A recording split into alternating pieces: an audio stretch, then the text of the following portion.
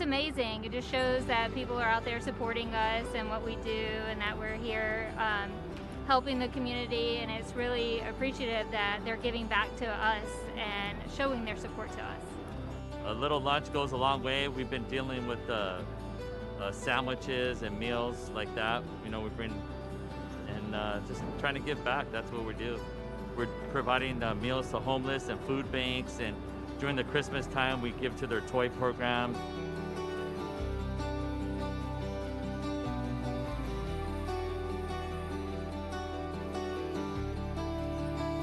You know, this pandemic started in March for us, and here we are in the new year, January. We're still going strong. We're going to continue doing this for a little while longer.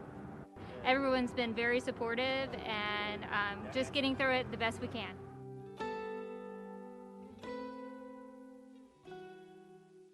From financing for affordable housing to first-time homebuyer programs, the Housing and Community Investment Department, or HCIDLA, has been an invaluable resource for the residents of Los Angeles as we navigate the pandemic's effect on housing. The department is now offering webinars to assist landlords on how to utilize their services online. In a non-COVID year, we work very collaboratively together with property management companies, landlord organizations, individual property owners.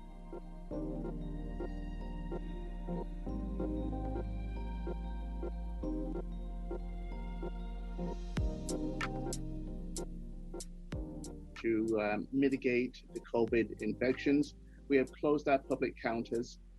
In order to respond to that closure, we've gone ahead and continued our outreach. We've expanded our workshops online. We do those on a weekly basis right now.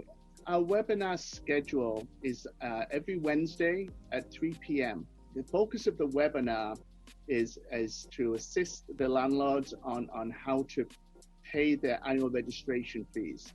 It's quite easy to register for these webinars. Just go to hcidla.lacity.org to register. You may also call the helpline at 877-814-6873. The last webinar is February the 28th. And while the HCIDLA lends a hand to landlords, Councilmember Paul Koretz is on the opposing side of two upcoming Senate bills regarding residential zoning. We'll have that story for you later in the program. Councilmember Kevin DeLeon announces the Away Home Initiative. The Los Angeles Public Library seeks input on honoring Rita Walters. And the LA Department of Transportation celebrates over 10K electric vehicle chargers. These stories up next on City Beat. Councilmember Kevin DeLeon unveiled a new plan for what is being regarded as a holistic approach to LA's unrelenting homelessness crisis. Away Home is described as a series of city council motions aimed at achieving 25,000 new homeless housing units by 2025. Away Home measures would move tens of thousands of unhoused Los Angeles residents into clean, safe, and affordable units across the city by streamlining cumbersome approval processes and by eliminating major barriers to the production of cost-effective housing projects. Away Home garners support from organizations like Pathways to Housing, Unite Here, and the Los Angeles Business Council. To learn more about Away Home, visit awayhomelosangeles.com. The Vermont Square Library may soon get a name change. The Board of Library Commissioners will consider a dedication of the neighborhood branch in honor of Rita Walters, the first African-American woman to serve in the Los Angeles City Council. Walters is remembered as an educator with LAUSD, an influential champion of civil rights, and the representative of LA's 9th District from 1991 to 2001. Rita Walters is best known in library circles for her work advocating the importance and benefit of a strong public library system. Rita Walters served on the Board of Library Commissioners from 2002 to 2017. She passed away on February 19, 2020.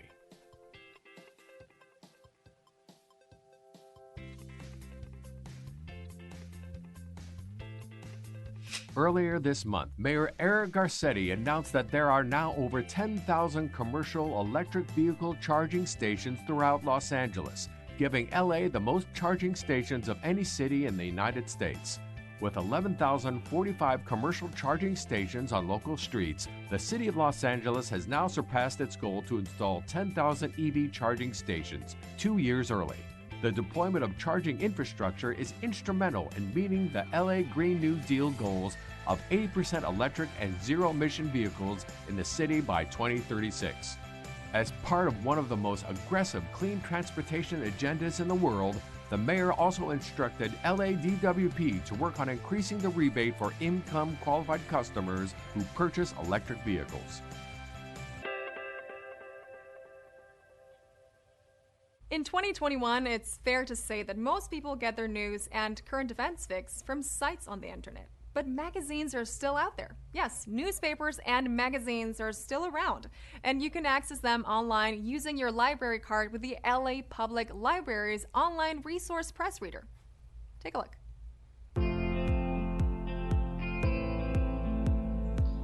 Press Reader is one of the many great digital resources you can access free of charge with your Los Angeles Public Library card. It is an online platform that provides access to current issues of magazines and newspapers from all over the world. And they really are the current issues. You can get access to today's paper from publications worldwide. The library has had Press Reader as a resource for many years, but we're especially glad to be able to offer it now during Safer at Home, when people are using our digital resources more than ever. It's a very popular resource. It's accessed over 30,000 times a month. And that tells us this is a very important resource to provide our users, especially in the current situation. So to get started with Press Reader, you can just go to the library's homepage, which is lapl.org. You see what we have, all of our resources organized here on the landing page, and you just scroll down to magazines and newspapers. You see there's the link for Press Reader. So you'll see on the first page here, we're able to search for different publications, and you can drill down by the country you're interested in, the language, or the topic. So you can just scroll through, and there's truly something for everyone here. Accessing this type of content can be very expensive for individuals, and so we're just really thrilled to be able to make it available for any citizen. Anyone in LA County can get a Los Angeles Public Library card for free. And especially in these times when, we all need to be able to access things from home and there's so much news to consume, we at the library just feel like this is a very important service that we're providing. The city of Los Angeles is treating the current pandemic very much like it treats most public policies, by making no significant distinction between citizens and the undocumented communities. So the Commission on Civil and Human Rights is holding a webinar to make sure all immigrants to Los Angeles are well aware of their rights and the resources available to them. Our webinar that we're hosting on January 28th will help our immigrant communities understand exactly how the city of Los Angeles can assist you during this crisis. This webinar is hosted now because, unfortunately, COVID-19 continues to soar across our city, leaving its harmful mark across all of our communities. It's important to be able to get timely information to the immigrant community in particular. And many of the folks that are exposed to the COVID virus are some of our essential workers. These are folks that, can't work from home. They do not have the ability to get paid while they're not working. We need to support them because they have been supporting us. Sources that are provided from the city of Los Angeles are for all of our residents, regardless of their citizenship status. So I want people to feel comfortable to reach out to the city family to know that we are here for you. Our overall goal in creating this webinar was to be sure that people knew exactly where to get resources and what to do and how to service our immigrant populations. It's very important representing an immigrant and low-income working class community that my community gets all the resources it deserves and that they stand equal footing to any other community in the city of Los Angeles. To access the webinar and to watch, you can watch on channel 35. You can also catch it on facebook.com/LA This Week, and also in the LA Civil Rights Facebook page, facebook.com/LA Civil Rights. You know, sometimes timing is everything. At least that is the feeling the Department of Building and Safety gets regarding the implementation of their new virtual building inspections.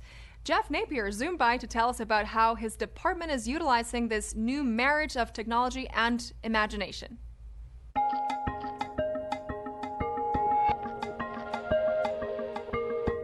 We've been exploring virtual inspection over the years. I've seen some attempts at it over the years, but I think the timing was right with the pandemic. So in November 2020, we were able to kick it off, and kind of fits into the scenario that we have where, you know, it allows our customers and staff an innovative way to achieve timely inspections with technology.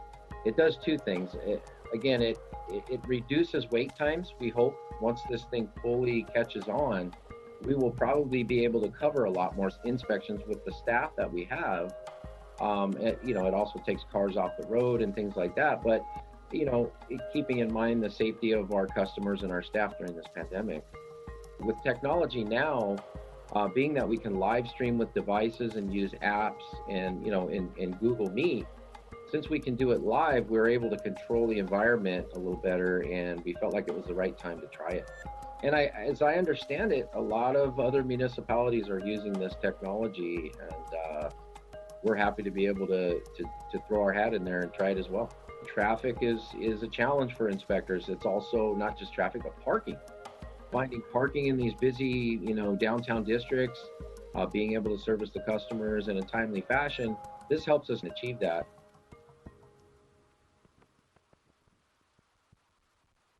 We go from brand new technologies to improvements on an old classic. The LA Department of Sanitation is making additions to their fleet of trucks, and it's making collection of oversized items much easier. Check this out.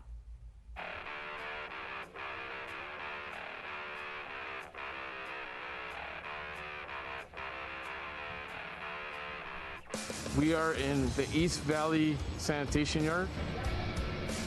Lo que usamos aquí es, hay varias diferentes trocas que hacen diferentes trabajos.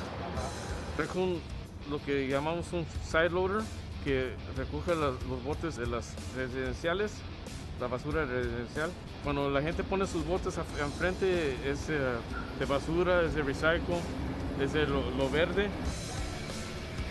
I'm currently sitting in one of our latest vehicles that we've purchased.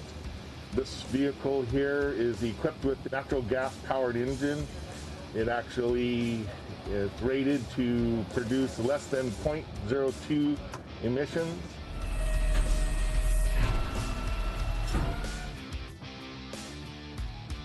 This is a front loader, and we do bulky items. We pick up bulky items from the residents, and it's a Peterbilt.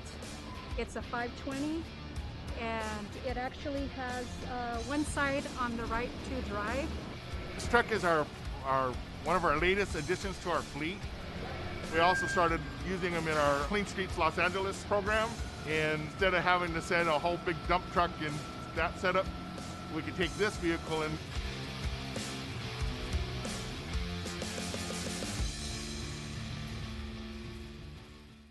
Councilmember Paul Koretz of the 5th District is voicing his opposition to two new bills introduced by the state Senate. As Mr. Koretz explains, these measures don't seem like what is needed to help LA's ongoing housing crisis. I'm proud to join you virtually to stand up in opposition to Senate Bills 9 and 10. It's a fight to prioritize affordable housing over luxury buildings in order to produce and preserve units for Californians of all incomes.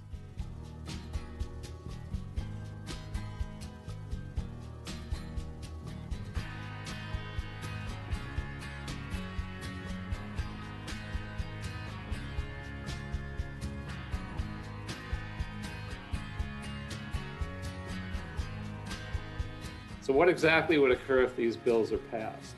It overrides local development standards, public participation, and forces local jurisdictions to adopt substandard laws. First, a few realities though. Most California cities and counties are in dire need of more affordable housing. But I can tell you that consistently these bills miss the mark in obvious ways and will only degrade our communities. SB 9 and 10 focus on producing market rate units, in contradiction to the vast majority of California's locally adopted general plans and housing elements, which contain detailed goals, policies, objectives, and programs crafted by our local governments to guide the development of very low, and moderate housing production. Let's propose some measures to actually address the real shortage, which is not luxury housing. The real shortage is low-income housing, moderate workforce housing. And I think we can propose changes in our local zoning to actually produce what we need to keep people off the street, to allow people to live near where they work. Let your state legislators know we're not ignoring the real problems. We're trying to address them. But these bills and destroying neighborhoods is not the answer. It's usually the case that a recording artist thanks the Grammys after they get the award. But with programs like Grammy Camp and Grammy Career Day, some notable artists have the Grammys to thank for starting them on their road to greatness. And even in the middle of the pandemic, the Grammy Museum has remained dedicated to offering music education and resources.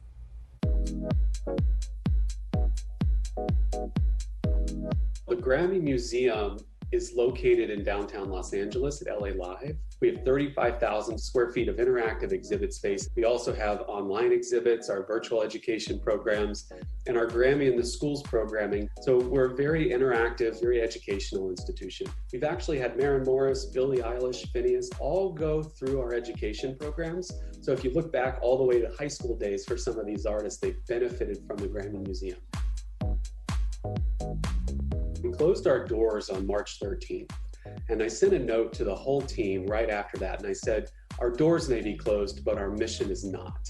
So we need to continue engaging the public, we need to continue educating students. So we created Grammy Museum at Home just a few days after that. And since then, we've had more than 55 lesson plans now that teachers and students and parents can use and experience at home or in the classroom or in a virtual setting. We have more than 20 virtual exhibits on our website. We just released our own app, our own official streaming service called Collection Live, which has dozens and dozens of artist interviews from our archives going back over a decade to also, interviews just like this, what we've done with artists over Zoom or WebEx all over the world since we've closed. So the Grammy Museum has changed quite a bit over the years. We opened in 2008, and actually right before the closure, so the fall of 2019, we renovated 3/4 of the museum.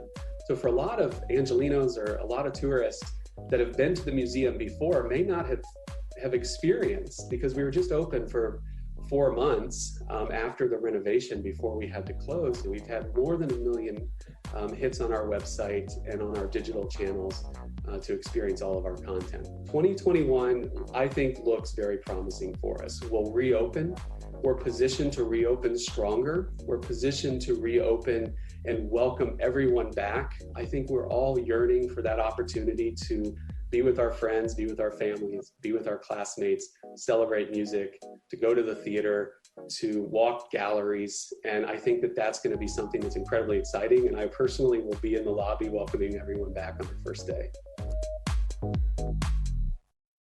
In our feature story this week, we spotlight a nonprofit dedicated to the preservation of Los Angeles' historical and vintage city structures. Kevin Ju dropped by the Channel 35 studios to tell us all about Project Restore LA. When we think of legacy, we think about people and places. Historical sites and landmarks inform the personality and essence of a city.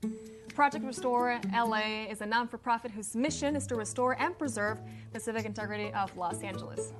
With us today is Kevin Ju, who is the Chief Operating Officer of Project Restore LA. Thank you so much for being here, Kevin. It's my pleasure, Natalia. So tell us a little bit about the organization, how it started, and what's your role in it? Sure. So Project Restore is a nonprofit, and it is dedicated to the restoration and preservation of historic city-owned buildings. Can you pick one project that is your favorite? I have a few, but City Hall, of course, has to be at the top, only because it is the largest project I had ever been involved with. It was the most complex project. It's used by the most people. It's visited by the most people, and the quality of the materials and the workmanship are just incredible. And so it was an honor to work there. And honestly, I do believe it is the best looking building on the city skyline. I was wondering about reaching to the younger generations. Mm-hmm. Why do you think it's important for the younger generations to value the restoration process that you're in charge of? Well, for myself, I'm like a big believer in history and knowing it and understanding it, because that way, you don't make the same mistakes that others have made in the past. You need to learn from those. A second thing is, to me, is sort of like sustainability, because when you think about it, there's no building that's as sustainable as the one you already have.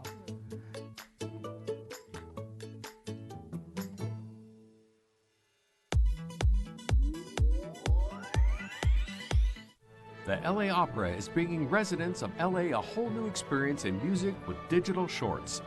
This music series pairs up teams of talented visual artists, including animators, experimental filmmakers, and choreographers, to create imaginative and innovative short vocal works. Dynamic composers like Tamar Kali, Carlos Simon, and others collaborate in the making of exciting new works. Don't miss LA Opera's digital shorts. For more information, visit laopera.org.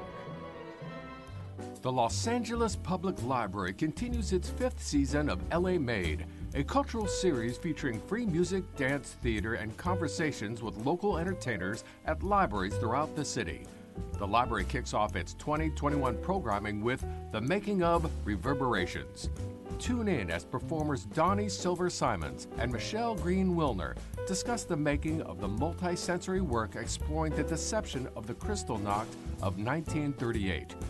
Don't miss this powerful presentation of The Making of Reverberations, debuting on LAPL's YouTube channel and Facebook page on Thursday, January 28th at 4 p.m. If music and dance are your passion, this LA Soundscape series is for you. The Ford is proud to present Blue 13 Dance Company. The Blue 13 Dance Company is the country's premier contemporary Indian dance ensemble and LA's longest-running program of Bollywood and Bhangra-style classes.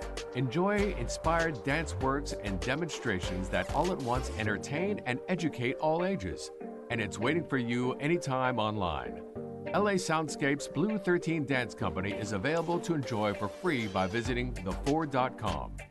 And that's a look at some virtual things to do.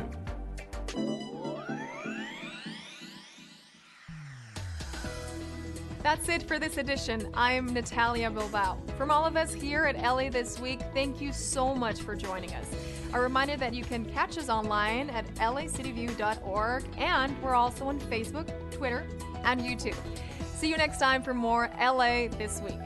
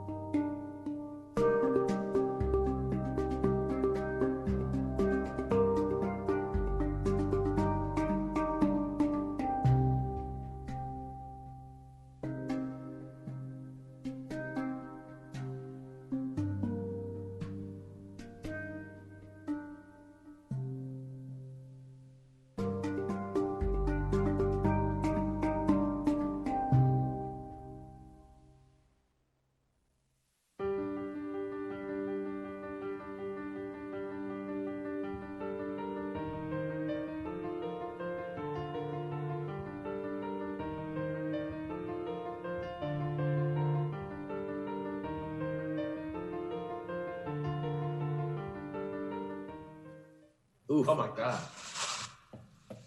One day without the anesthetic. Was that just for fun without the anesthetic? And then that was just for torture. Good morning, Bill, I haven't had council enough pain members. recently. You forget the anesthetic. Has anybody seen that movie Marathon Man with Dustin Hoffman? Yes, long time ago, yeah. Yeah, man, that was me. Good morning, council members. We are about to start our meeting. Please turn on your video feed. Councilmember De Leon, can you lead us in the Pledge of Allegiance when it's time, sir? The American. Yes. The American. You let me know it. The one in English.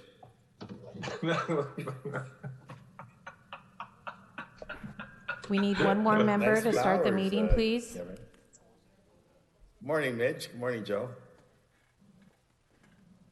Good morning, Gil. Good morning, everyone. To see all of you because it's, Looking for one more member to start the meeting, please. I had a rough week last week. I don't envy you. 2 days. Damn. 2 days. 1 day without the anesthetic. Nothing hurts worse than anything having to do with dental or, you know, orthodontal. Breeze. Less surgery on my sinuses. I took no painkillers, no aspirin, no nothing. Oh. And I don't know how I did that, but I didn't have any pain after post-surgery. So I'm a believer in the theory that the older you get, the higher tolerance of pain you have. Oh, yeah. All right, we're live. Good morning. And welcome to the Los Angeles City Council. Today is Tuesday, January 26th. I'm Noreen Martinez, the President of the City Council. Madam Clerk, please call the roll. Councilmember Blumenfield. Blumenfield, present. Bonin. Bonin, present. Vizcaíno. Here. Cedillo. Here. De Leon. Here. Harris Dawson. Present. Koretz. Present. Krikorian.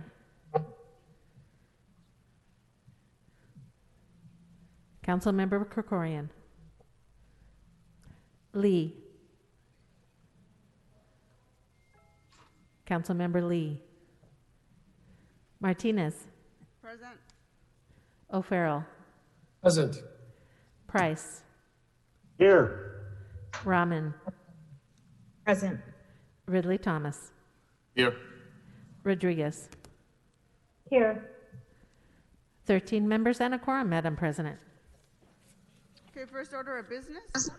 Approval of the minutes of January 19th. Ms. Rodriguez moves and Mr. O'Farrell seconds. Next. Commendatory resolutions for approval. Mr. Ridley Thomas moves and Mr. Cedillo seconds. Next. Madam President, today is Tuesday and time for the flag salute. Mr. De Leon, can you please lead us in the Pledge of Allegiance this morning? Thank you very much, Madam President. It'd be an honor. I pledge allegiance to the flag of the United States of America.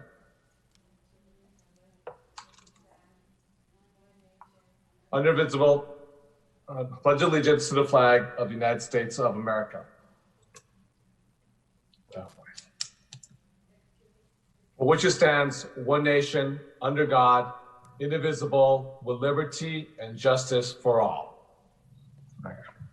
Oof.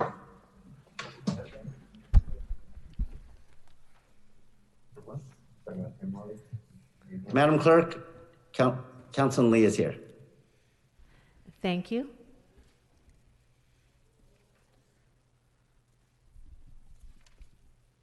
Okay, Madam Clerk, let's go ahead and run through the agenda. Madam President, would council like all items to go forthwith today? Without objection, that will be the order. Next. Item 1 is an item notice for public hearing. A motion is required for this item. Items 2 through 8 are items for which public hearings have not been held. Item 3 should be held on the desk for an amendment. 10 votes are required for consideration. Okay, without objection, those items are now before us. Members, are there any specials? Mr. O'Farrell? Actually, Madam President, I just have an amending motion. Okay, which to what item? Sure, for its item number 1. Okay, go ahead. And what the amendment accomplishes is it is a redevelopment of housing from commercial to housing in Hollywood. It's 130 units in total, 84 of which will be rental. 19 of those units will be restricted to low-income families, with 46 units for sale condominiums for first-time homebuyers targeted toward moderate income earners. This is a project that is mixed income and quite ideal in these times, providing housing for a variety of income levels and home ownership. Madam President, what this does is it finds that the proposed project is a sustainable communities project that meets all of the requirements of subdivisions A and B and C relative to environmental land use and affordable housing criteria pursuant to Public Resources Code Section 21155.1. Is there a second to your amended motion? Madam President, I believe you seconded it.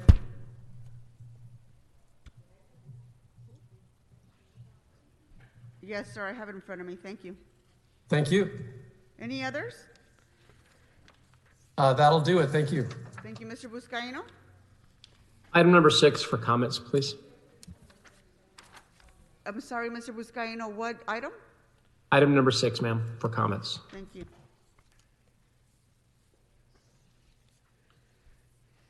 Okay, remember any other specials? Okay, there is an amending motion for item number 3. Mr. City Attorney, can you read that into the record, please? So the motion made by you, President, and seconded by Mark Ridley Thomas is as follows. I move that the matter of the communication from the City Administrative Officer, CAO, relative to the Homeless Housing Assistance and Prevention, HHAP program, reprogramming and funding recommendations, second report, item 44 on today's agenda, be amended to, first, strike recommendation 8B. Second, adopt the following recommendation 9 in lieu of that of the CAO report. Request that the Los Angeles Homeless Services Authority to report to Council with a draft request for proposals, an RFP, that will identify service providers to operate the master leasing program for youth experiencing or at risk of homelessness, and report to the Homeless and Poverty Commission on the following. A, how program participants will be selected. B, what parts of the city will be served.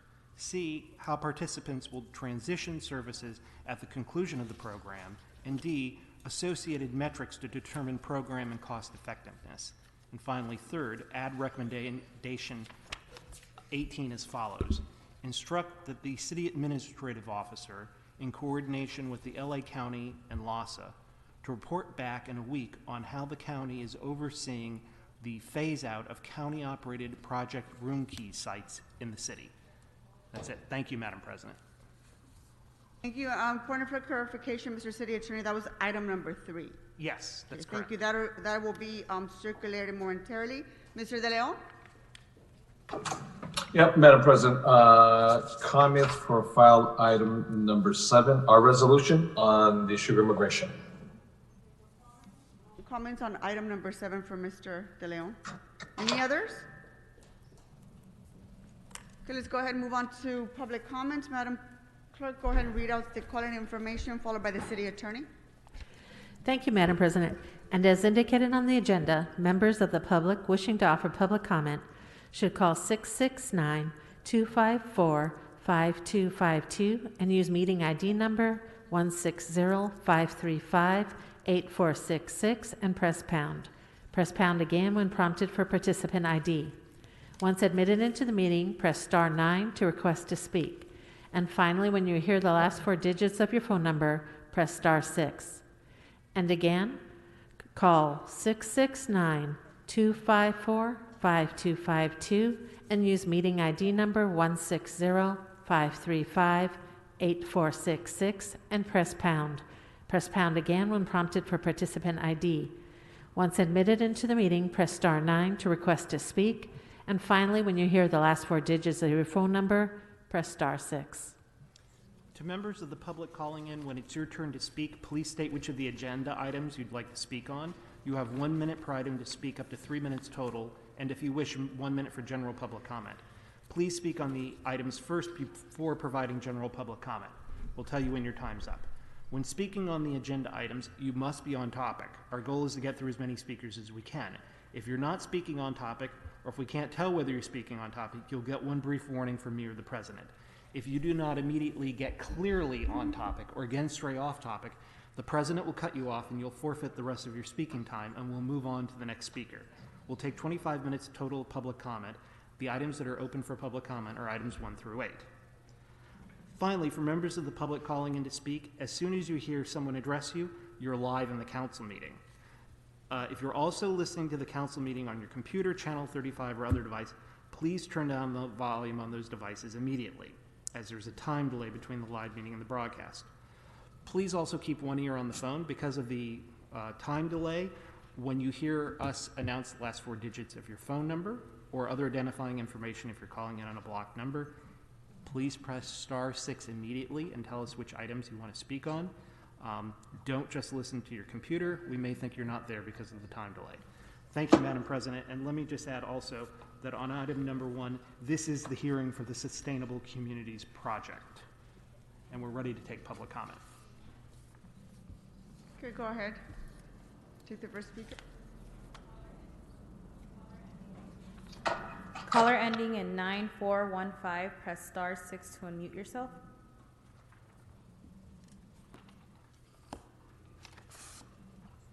I'm speaking on item 6. Go ahead, you have 1 minute. I'm speaking on item 6. Yes, item number 6, go ahead, you have 1 minute. My name is Daniel Miranda. I'm president of ILW Local 94. First of all, I'd like to thank the Councilman Joe Buscaino, Councilman Koretz, and Bonin for introducing this resolution. We support this resolution because we've never had an option of working from home. We're part of the essential workforce that help to keep the local and state economy going during this incredible, difficult time.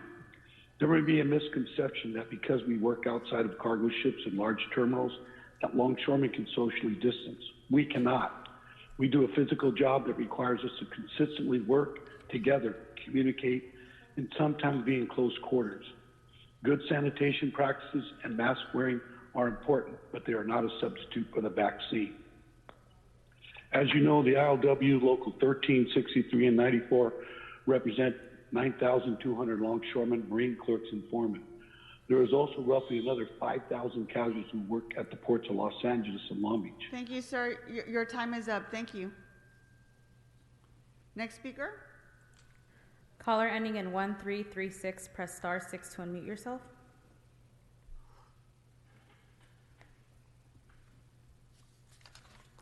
Caller ending in 1336, press *6 to unmute yourself. Please state your name and the items you'd like to speak on.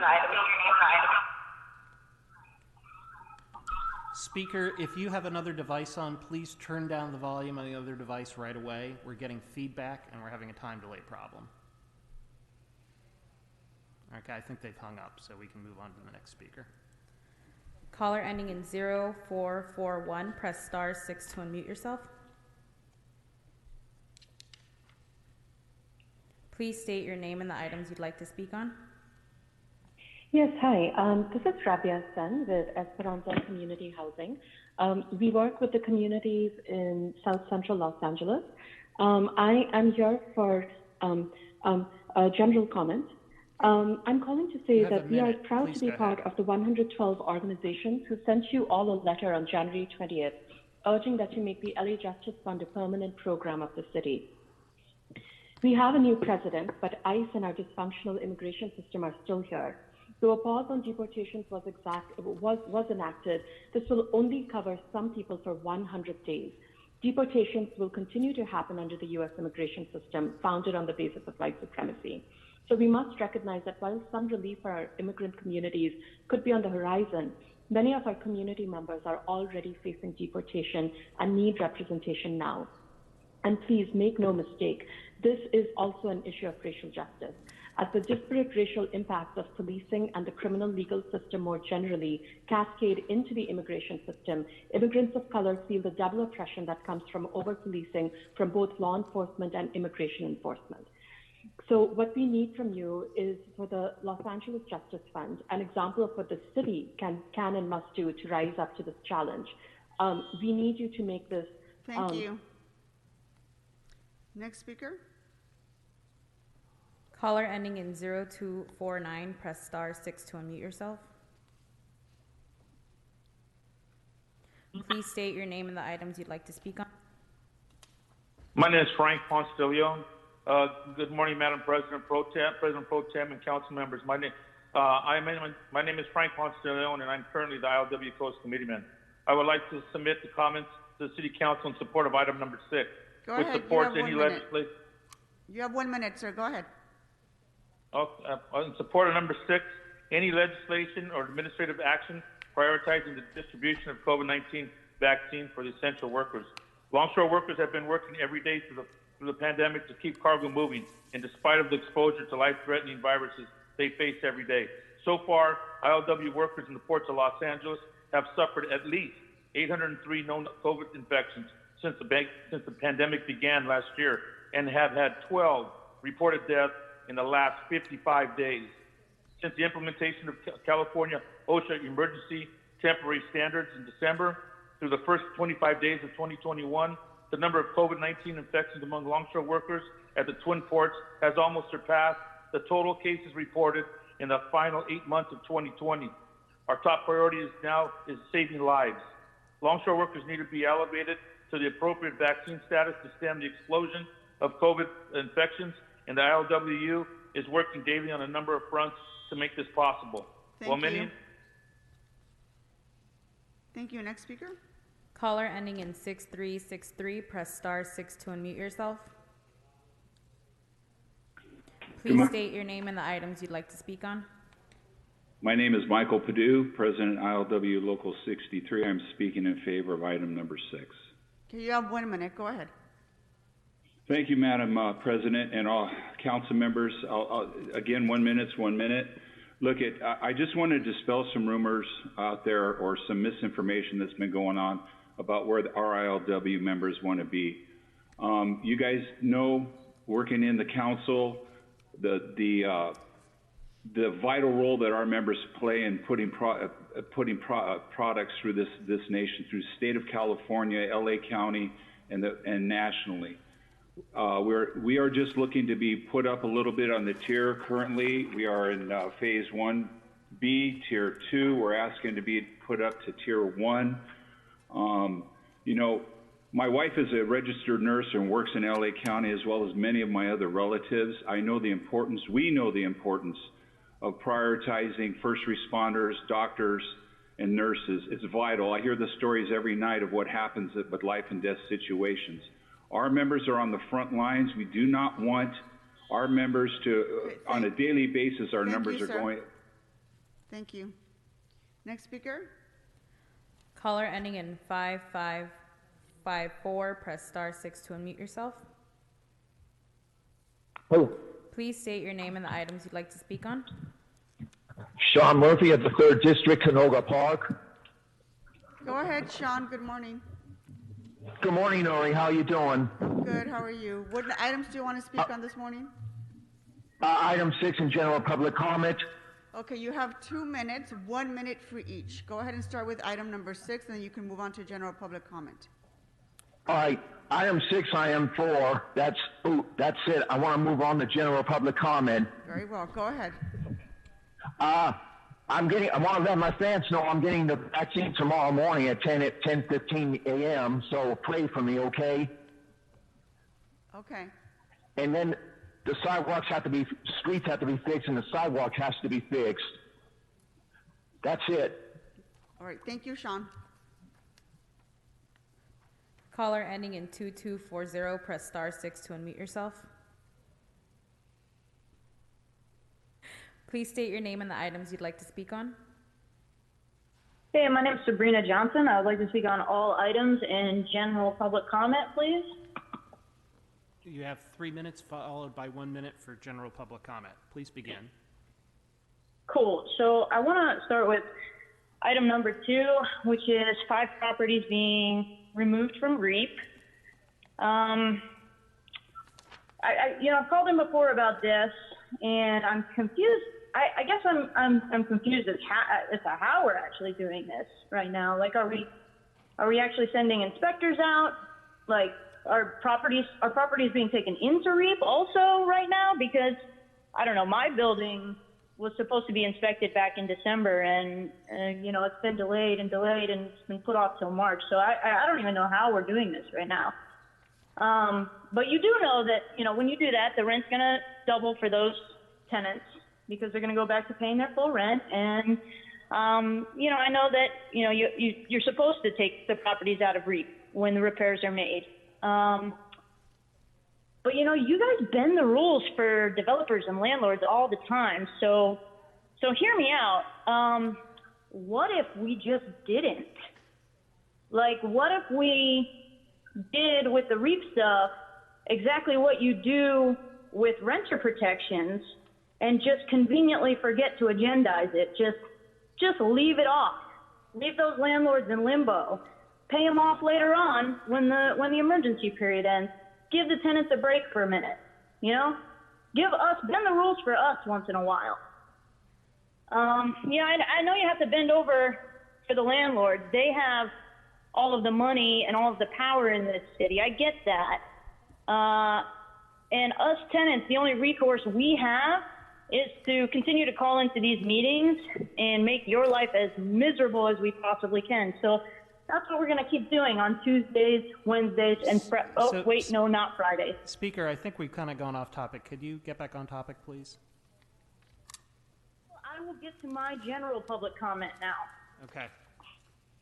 I used to come to City Hall and give comment only when there was something extremely urgent to me on the agenda, and I think that's true for a lot of us.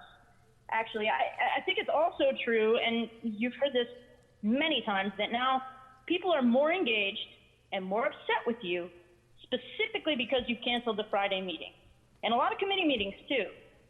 So many people have called in and yelled at you about this, and I guess you don't feel like this is severely limiting the public's ability to participate in the democratic process, but we're telling you that it is. So at this point, I think we really need an answer as to why this is still happening. You figured out how to have remote meetings. I understand COVID's a concern, and I agree that your health and the health of your staff is important, but Nuri, you're responsible for the well-being of 4 million people. So you owe us an answer, at the very least.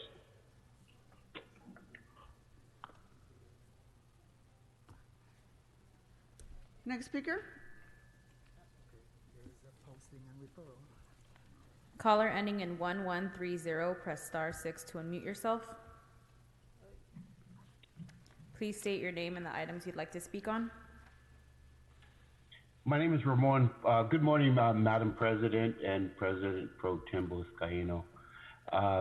I'm going to speak in favor of item 6 and just a brief general comment right after. Okay, you have 1 minute for each. Please begin with item 6. I'm sorry, can you repeat that? Yes, you have 1 minute for each. Please begin with item 6. Okay, item 6. Thank you, council members Buscaino, Correct, and Bonin, for sponsoring a resolution that appropriately prioritizes vaccine distribution to frontline essential port workers. This effort has already been done in a third world country. Singapore has prioritized their port workers and understands that this essential supply chain cannot incur a shutdown due to the present virus. Our councilman Buscaino understands this. He also is aware that the ports represent approximately 37% of California's gross domestic product. We need the vaccine. Here's why. As I stated earlier, we have 12 deaths, 1 in August, 5 in December, that's 6 in 2020. We presently have 6 more from January 8th to January 24th. That's 12 deaths. That's in 53 days. That's approximately every 4.8 days we have a death. That's 4.8 COVID-related to fatalities due to our active members. And you can move on to general public comment if you wish. Prioritized to port workers. I'm sorry. Can I go over my minute? No, you can go into general public comment if you wish now. Okay. My general comment is to all to Madam President Pro Tem and all the council. We too understand that these are difficult times to make decisions, and that our prayers in the ILWU go out to you in your decision making. Be patient And God bless you guys. And you're always in our prayers. So we understand it. Thank you. Thank you, Speaker. Next speaker. Caller ending in 1108, press star 6 to unmute yourself. Please state your name and the items you'd like to speak on. Yeah, hi, Daniel Gus, all items in general public comment, please. Sure. So you have 3 minutes for the items, followed by 1 minute for general public comment. Please begin, Mr. Gus. Good deal. Good deal. Thank you. Council members, number 6 is a very good idea, but I would point out to the public that coming up with this in late January 2021 is lacking, Mr. Buscaino. This should have been done once we knew 6, 7, 8, 10 weeks ago that vaccines were coming. It's a good idea, but we should not be leading from behind. Again, it's a great idea, but why now? Why not before? Especially with no Friday meeting, you had plenty of time to come up with an idea for these people who not only keep goods and services coming into California, but across the entire continent. Swinging back for a moment to item number 3, it's again a good item. The problem is it's in conflict with, as far as I can see, items number 7 and number 8. President Biden has basically invited millions of people from Central America, specifically Honduras, who are coming here now. They're headed here as we speak in these caravans.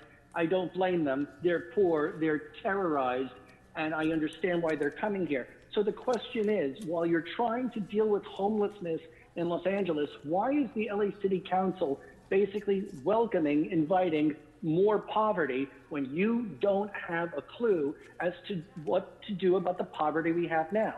You don't have an answer for the homelessness we have right now. So I appreciate that you're taking a position on number 7 and you're taking a position on number 8, but compare and contrast it to what you're trying to do in item number 3, and you are taking a problem that you haven't finished, that you haven't resolved, and you have no grand plans in motion to address the poverty that we have, to address the nation's worst homelessness that we have, and you're now officially welcoming potentially millions more people. You're importing poverty to Los Angeles. I understand why. The question is, what are you going to do about it, since you can't even handle the problem that's on your plate right now? Switching to my general public comment, I have 2 new columns in City Watch LA today. One of them is called Englander Gets Prison. With the exception of Nithya Raman, council members, you all played a part in the vote trading that has Mitch Englander, your friend and former colleague, heading to federal prison for 14 months. And by the way, he would have been headed there for decades if he didn't take a plea deal. So the question is, why is Ms. Martinez not doing anything about the vote trading and these automatic I votes that you have now?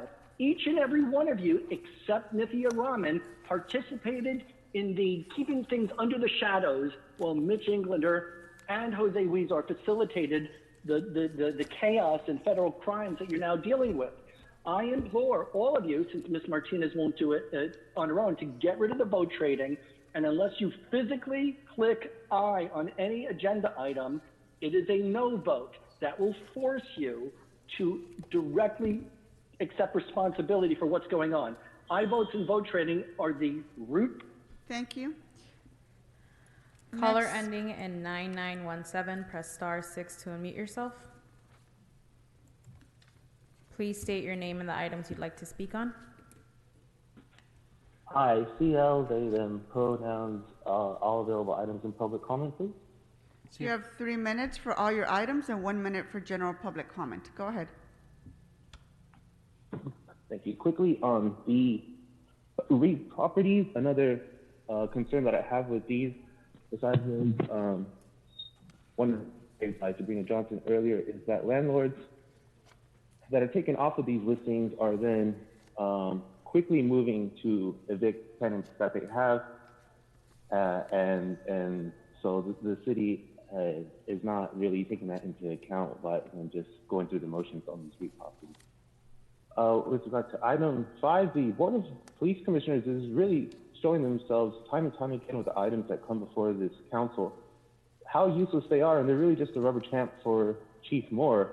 Our own council member, Marquise Harris Dawson, is even worse. He's a puppet who runs his communications by the chief for approval like a coward and will quickly delete them if there's any sign of trouble.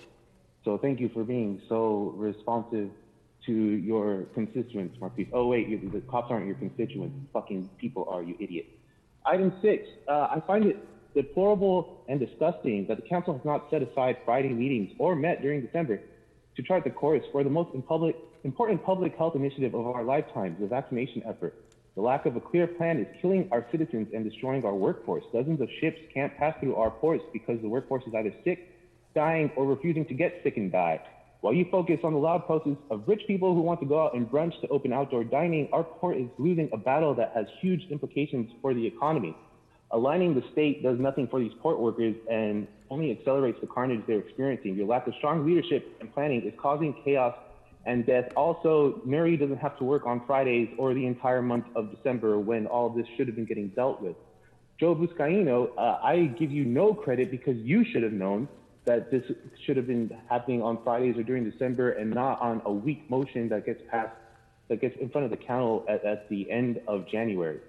With regards to item 7, I support this motion, but I am very disappointed as a Latino person and offended by the leadership style of Nuri Martinez. As a poor working class Latino, it is beyond offensive that you weaponize your identity to silence your community and tell us to shut up and get behind you. Following you is a fucking death march. It's already cost your colleagues two positions. One was trying to get a promotion and one was trying to get reelected, and both of them fucking lost getting behind you. Not to mention the thousands of citizens in this, or not even citizens, people, thousands of people in this city that you guys are letting die because you guys don't want to work on Fridays, because you guys don't want to work during the month of December. And we're supposed to listen to you and be proud of you for just supporting federal legislation, Nuri? Fuck you. Fuck you, Nuri. The Latino community does not stand behind you. You are not a champion for us. You never will be because you're a fucking sellout landlord. So you can go on to your general public comment now, Speaker. Oh, Murray, your identity doesn't fucking matter when you're a fucking sellout, Murray. So no, we're not going to shut up and get behind you, Murray. Point of order, Madam President. Mr. Ridley Thomas, can you hold the speaker's time? Sir, Somebody, I should think that at some point the microphones can be properly managed, and over the top is just straight over the top, Madam President, and I would appeal to the city attorney to conduct the business accordingly, pursuant to your instructions. Here, Mr. Ridley Thomas. We've been asking the city attorney for this for 8 years. No, it's been 8 years. Very frustrating. Thank you, Mr. Ridley Thomas. Thank you, Mr. Ridley Thomas. This point has been made over the course of 8 years since I've been here. Mr. Speaker, do you want to continue? Speaker, still with us? Mission accomplished. Next speaker. Caller ending in 3318, press star 6 to unmute yourself. Please state the name and the items you'd like to speak on. Hi, yeah, this is Richie Sergenko from People's City Council. I'd like to speak on item number 6 in general public comment, please. You have 1 minute for each. Please begin with item 6. Thank you. Yeah, item 6. You know, we heard from a lot of workers today, and they were explaining how dire the situation is where they're working. And I know many of you on City Council don't know what it's like since you've had Fridays off, you took a month off in December, you're able to work from home. But Los Angeles is a working class city, and these people are telling you what the workplace conditions are like. People are getting sick every 5 days. Think about that extrapolated across all of Los Angeles, in every workplace, in every single department. These are working class people. You all do not care about working class or poor Angelenos, and it's obvious. Nuri Martinez, I know you're a landlord. You voted against basic renter protections in March. So please. You can go on to your general public comment if you wish. I'll go on to general public comment. Nuri, the Los Angeles City Council rules state that public comment has to be 30 minutes. Shout out Rob Kwan for bringing this up. You can look at the tweet on Udrig LA. 25 minutes of public comment today is ridiculous. You all don't even work on Fridays, and now you want 25 minutes today of public comment. You don't care about hearing from the people of Los Angeles. It's ridiculous. And you shouldn't state that you do. We know that you only care about the wealthy people that want to go out and eat at restaurants, and that's who you cater to. That's who you serve. You don't serve poor and working class Angelinos. You wouldn't sweep unhoused people if you actually cared. It's ridiculous. 3,000 new cases a day, 80 deaths a day, and you all are doing the same thing for an entire year straight. There has to be an immediate change of course. Shout out Nithya Rahman and Mike Bonin for suggesting that we should commandeer the hotels. FEMA is going to... Caller ending in 6276, press *6 to unmute yourself.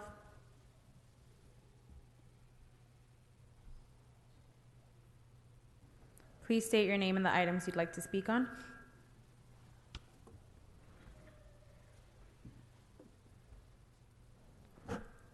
Please state your name and the items you'd like to speak on. Public comment, please. Sure, you have a minute. Please begin. I want to strongly urge the council to continue the Care Plus services throughout Los Angeles. This is essential to the health and well-being of our community.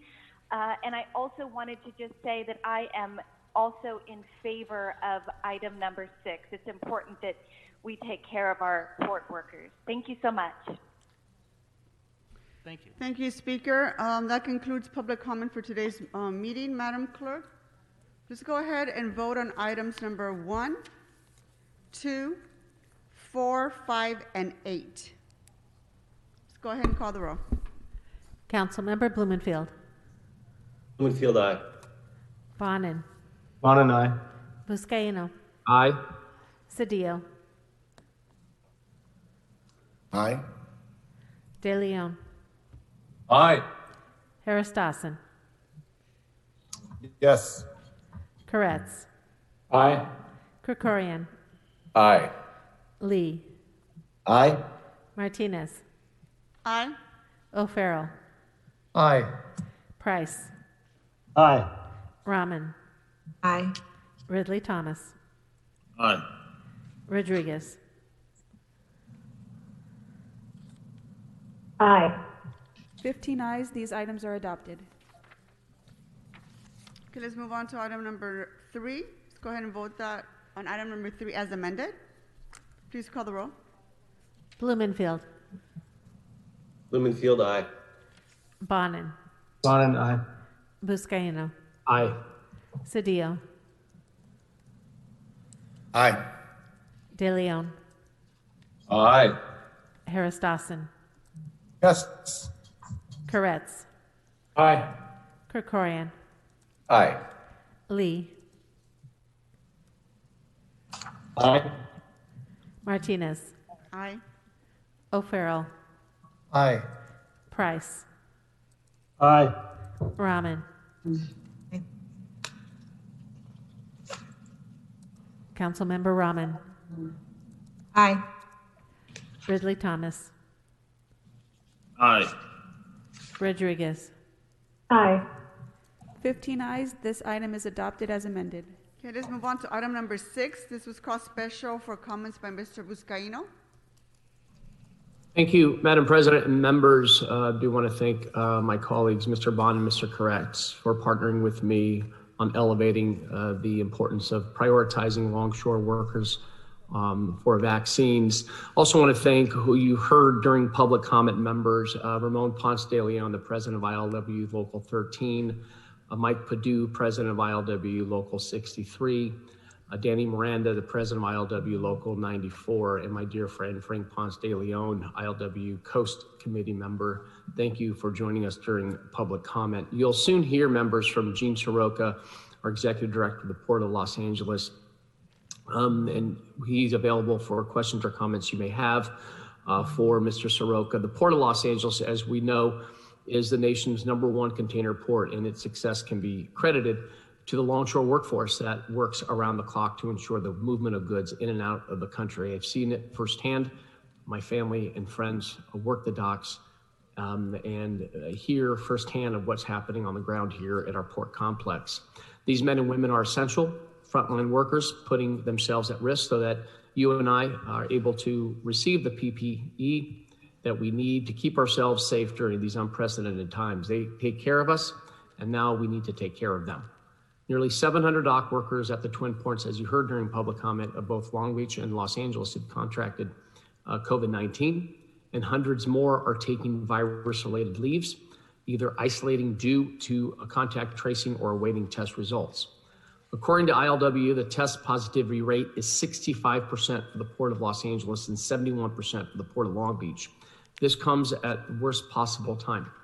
While container volume dropped 19% in the first half of 2020 as retailers pushed back orders, volumes have surged in the second half of 2020, increasing 50%. In fact, just last week, 45 vessels were anchored outside the Twin Ports waiting to unload.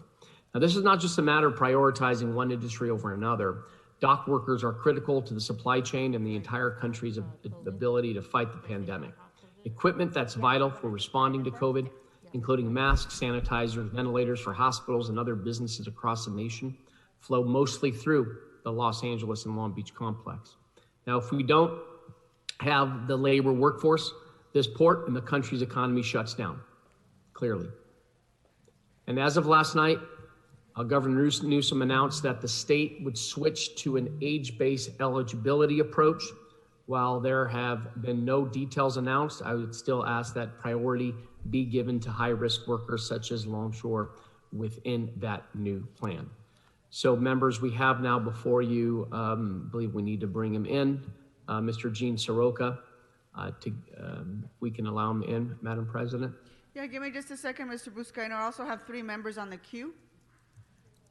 So give us a few seconds to allow Mr. Soroka to get in. Thank you, Madam President. Okay, he's in our meeting now. Thank you. I'm going to go ahead and go to Mr. Koretz.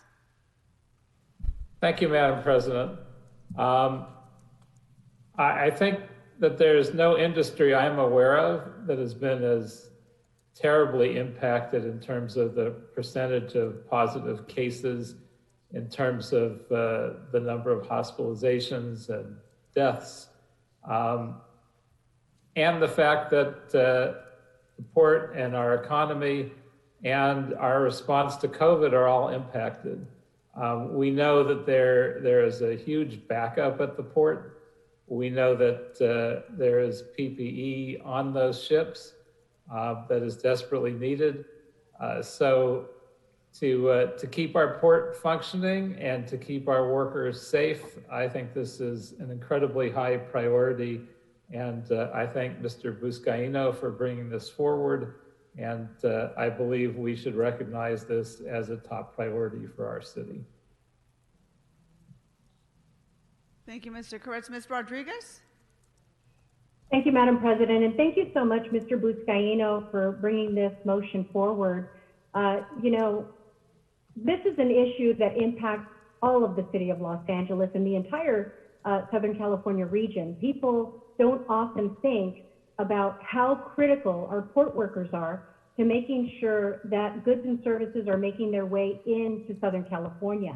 This is one of the prides of Los Angeles, and their work is absolutely essential to keeping our local economy strong, but more importantly, keeping some of those very necessary goods here in the hands of our first line responders, but more importantly to some of our vendors here in Los Angeles, bringing in some of that critical supply of sanitizers and disinfectants and all the things that we are relying on to even lend itself in the preventative efforts against COVID-19. Moreover, when we think about the environmental impact of how the ships have to remain idle off the shores and at the docks because they're not able to continue to facilitate greater ease of many of these ships containing all of this important goods, because we don't have the staff, because ILWU and so many unfortunately have contracted COVID-19, and we're not able to sustain our workforce in the way that we need to. It also creates greater environmental hazards for us not being able to quickly move these ships on and off our docks. And so these are absolutely part of our essential workforce. And I want to thank you for bringing this motion forward, because we do have to also, be mindful and remembering the prioritization and how critical it is to sustaining our local economy, but more importantly, how it's a critical part of our supply chain to keep everybody employed for those that are providing essential work here in Southern California. They are absolutely essential, and thank you so much for reminding everybody through this motion. Mr. Bonin? Thank you, Madam President. I too join my colleagues in thanking Mr. Buscaino for bringing this in. I was glad to join him on that and support this. Very, very important. I won't belabor the point that has been made by Mr. Buscaino and Ms. Rodriguez, who outlined the need very strongly and very cogently. I do want to point out, however, that in a series of what I consider to be pretty baffling and frustrating announcements yesterday, that the governor threw a monkey wrench, I think, into the process of elevating the needs of our essential workers, whether they're dock workers or others. There has not been much explanation from the administration yesterday, but this announcement that they are moving to an age-based system screws our dock workers and screws a lot of essential workers in Los Angeles if we are going to be putting people who are based on age as opposed to based on their risk of exposure, particularly if we're reopening the economy as the governor has directed. We're going to be having people who are forced to go back to work who are not going to be vaccinated. And if we're reopening the economy, I hope those who are working are the ones who get prioritized.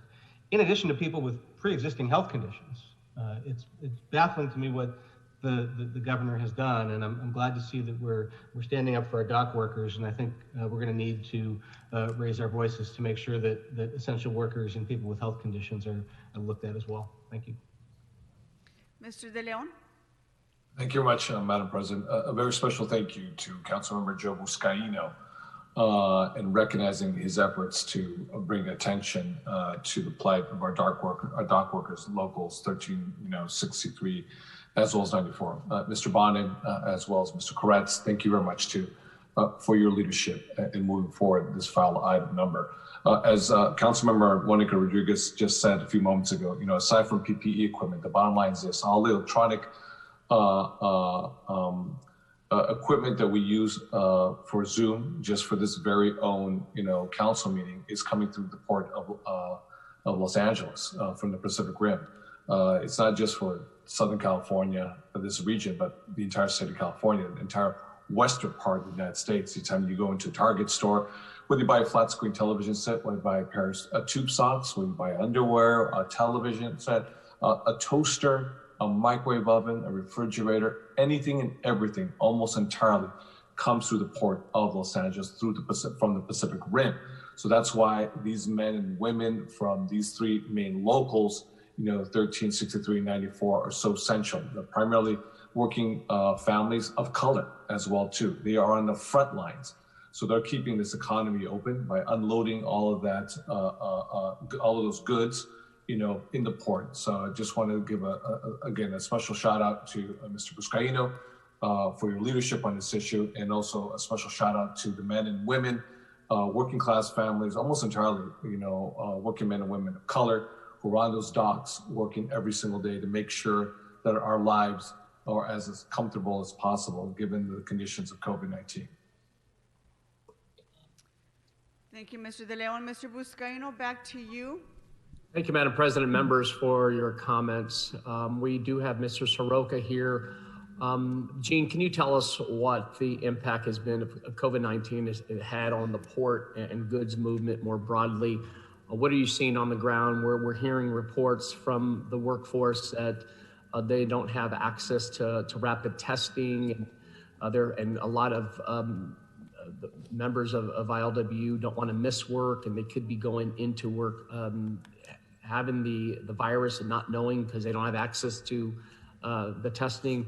What are the precautions being made at the port complex? And thank you for joining us. Member, Madam President, honorable Los Angeles City Council members. To answer your questions directly, we need more of everything.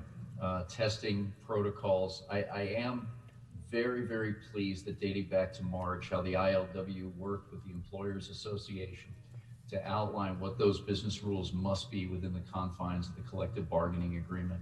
The Los Angeles Department of Water and Power came through with 1,400 gallons of industrial bleach that we here at the port diluted and passed out to all of our terminal operators to help sanitize the equipment and communications devices in between shifts and while labor was working on the docks. It's not enough. What we see happening in the nation, in California, and right here in Los Angeles County is also being witnessed by our dock workers and other essential workers in and around this port complex. We stand ground ready for a mass vaccination program here at the port. Councilmember Buscaino using our great International Cruise Center, should we be given the authority and the inventory to vaccinate our workers. And that's really where the push has to be right now. Taking into account all protocols necessary, following the medical advice that we've been receiving at the national, state, and local levels. We have campaigned for more testing. In fact, the 3 local presidents and the Coast Committeemen were on a call with Cal HHS, Secretary of Labor, Secretary of Transportation, and the head of OSHA just this past Friday afternoon to share this same case and what they needed. So we'll continue to campaign for all the necessary preventative work, but really the question now is about how we can leverage this great leadership in our city, including Mayor Garcetti, to get us up there on the list for our longshore workers to get vaccinated. Thank you, Mr. Soroka. I'm also reminded that you're wearing 2 hats here, not only leading our port operations logistics, but also our chief logistics officer for the city of Los Angeles. If anyone knows how to effectively deploy resources, it's you and our workers and employers there at the Port of Los Angeles. So should come to no surprise that we stand ready. We are demanding the governor and our county partners to deploy the vaccines.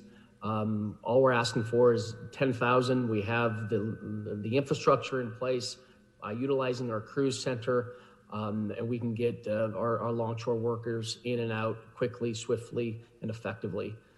So members, again, thank you for your comments. Ask for your aye vote on item number 6, unless Madam President or members have any questions for our port director. Yes, thank you, Mr. Buscaino. Mr. Koretz? Thank you, Madam President. I just have a question to the director. How often are the dock workers tested currently?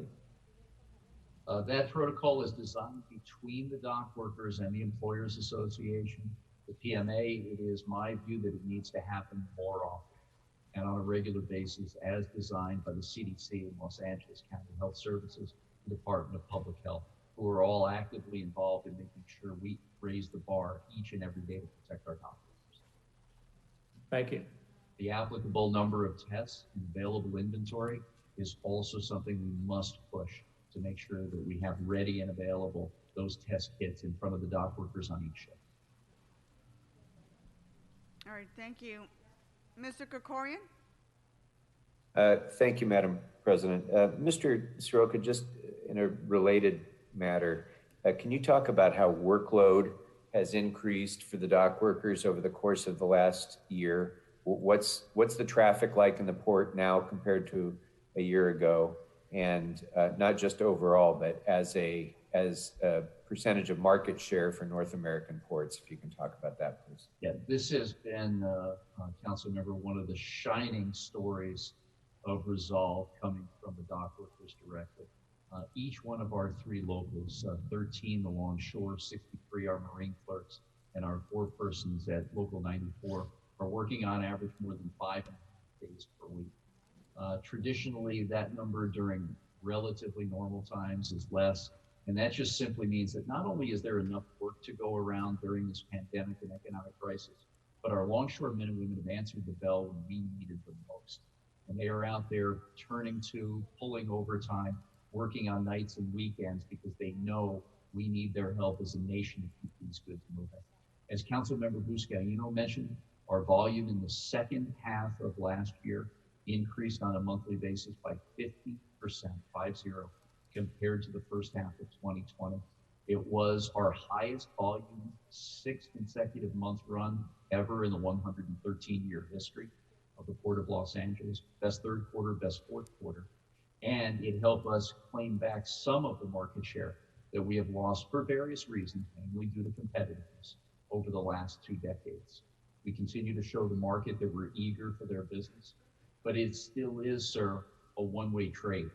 Because of the trade policies and retaliatory tariffs that have impacted American companies, manufacturers, of whom we have more than 390,000 employees right here in Los Angeles County, in addition to our great agricultural business segment in California and throughout the nation. We have been down on exports 23 out of the last 25 months, which put additional strain on our dock workers because they're trying to handle the flow in one manner and then simply collect folks as they're coming into the port to pick up the next round of imports.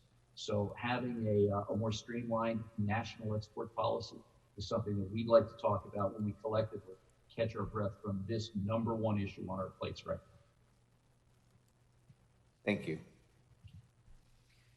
All right, thank you. Any other questions, members? If not, we're going to go ahead and prepare to vote. Mr. Buscaino, I just want to congratulate you and also the leadership of ILWU, who's spoke this morning very respectfully, very eloquently pointed what it needed is for us to advocate for them and continue to do so. So I just want to commend you for that as well. And thank you for working with our office to get this motion here today. So let's go ahead and call. Thank you, Madam President. Let's go ahead and call for the roll on item number 6. Blumenfield. Blumenfield, aye. Bonin. Bonin, aye. Buscaino. Aye. Cedillo. Aye. De Leon. Aye. Harris Dawson. Yes. Koretz. Aye. Krikorian. Aye. Lee. Aye. Martinez. Aye. O'Farrell. Aye. Price. Aye. Rahman. Aye. Ridley Thomas. Aye. Rodriguez. Aye. 15 ayes, this item is adopted. Okay, let's move on to item number 7. This was called special by Mr. De Leon for comments. Thank you very much, Madam President, and I want to thank you very much for your leadership as we move this motion forward for a vote today.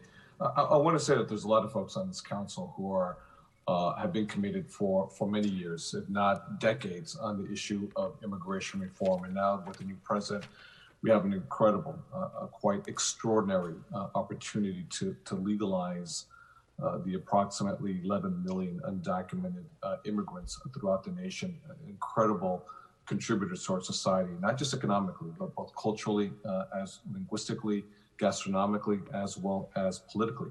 As we all know, Los Angeles is home to the largest number of immigrants in the United States of America, both legal as well as undocumented. So as we move this process forward, and as we make our feelings, our desires, our vision known to our congressional delegation here in California, but particularly in the city and county of Los Angeles, it's really important that we also underscore that if history serves us right, in this case, I hope actually it does not serve us right, but we have a 2-year window to actually get this done.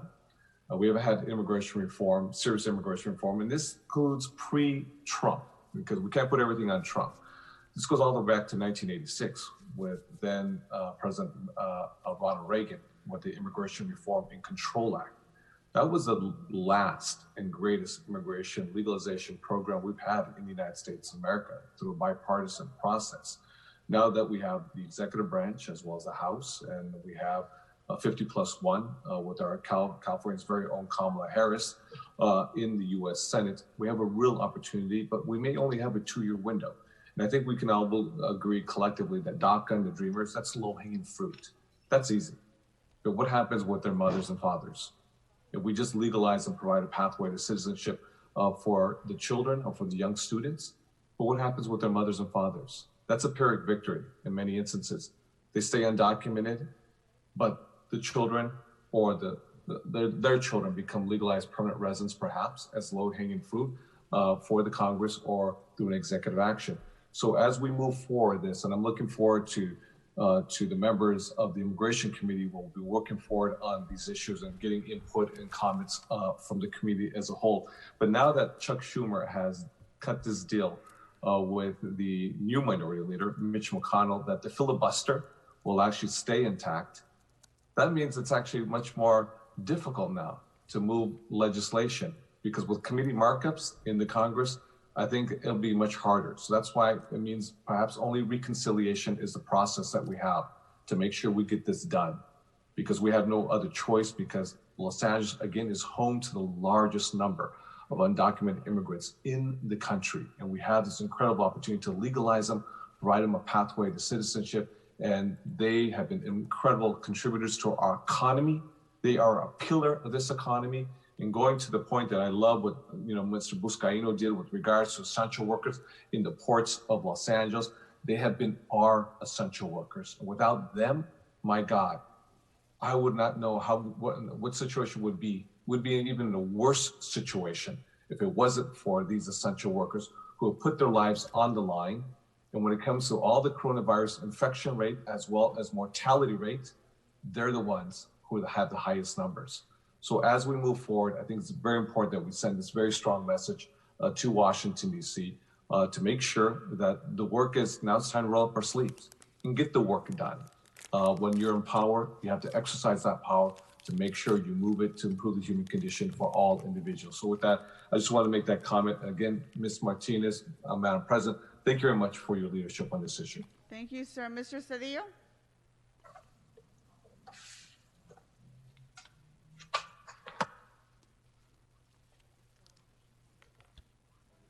Madam Chair, thank you very much, and thank my dear friend Kevin De Leon for his leadership on this matter.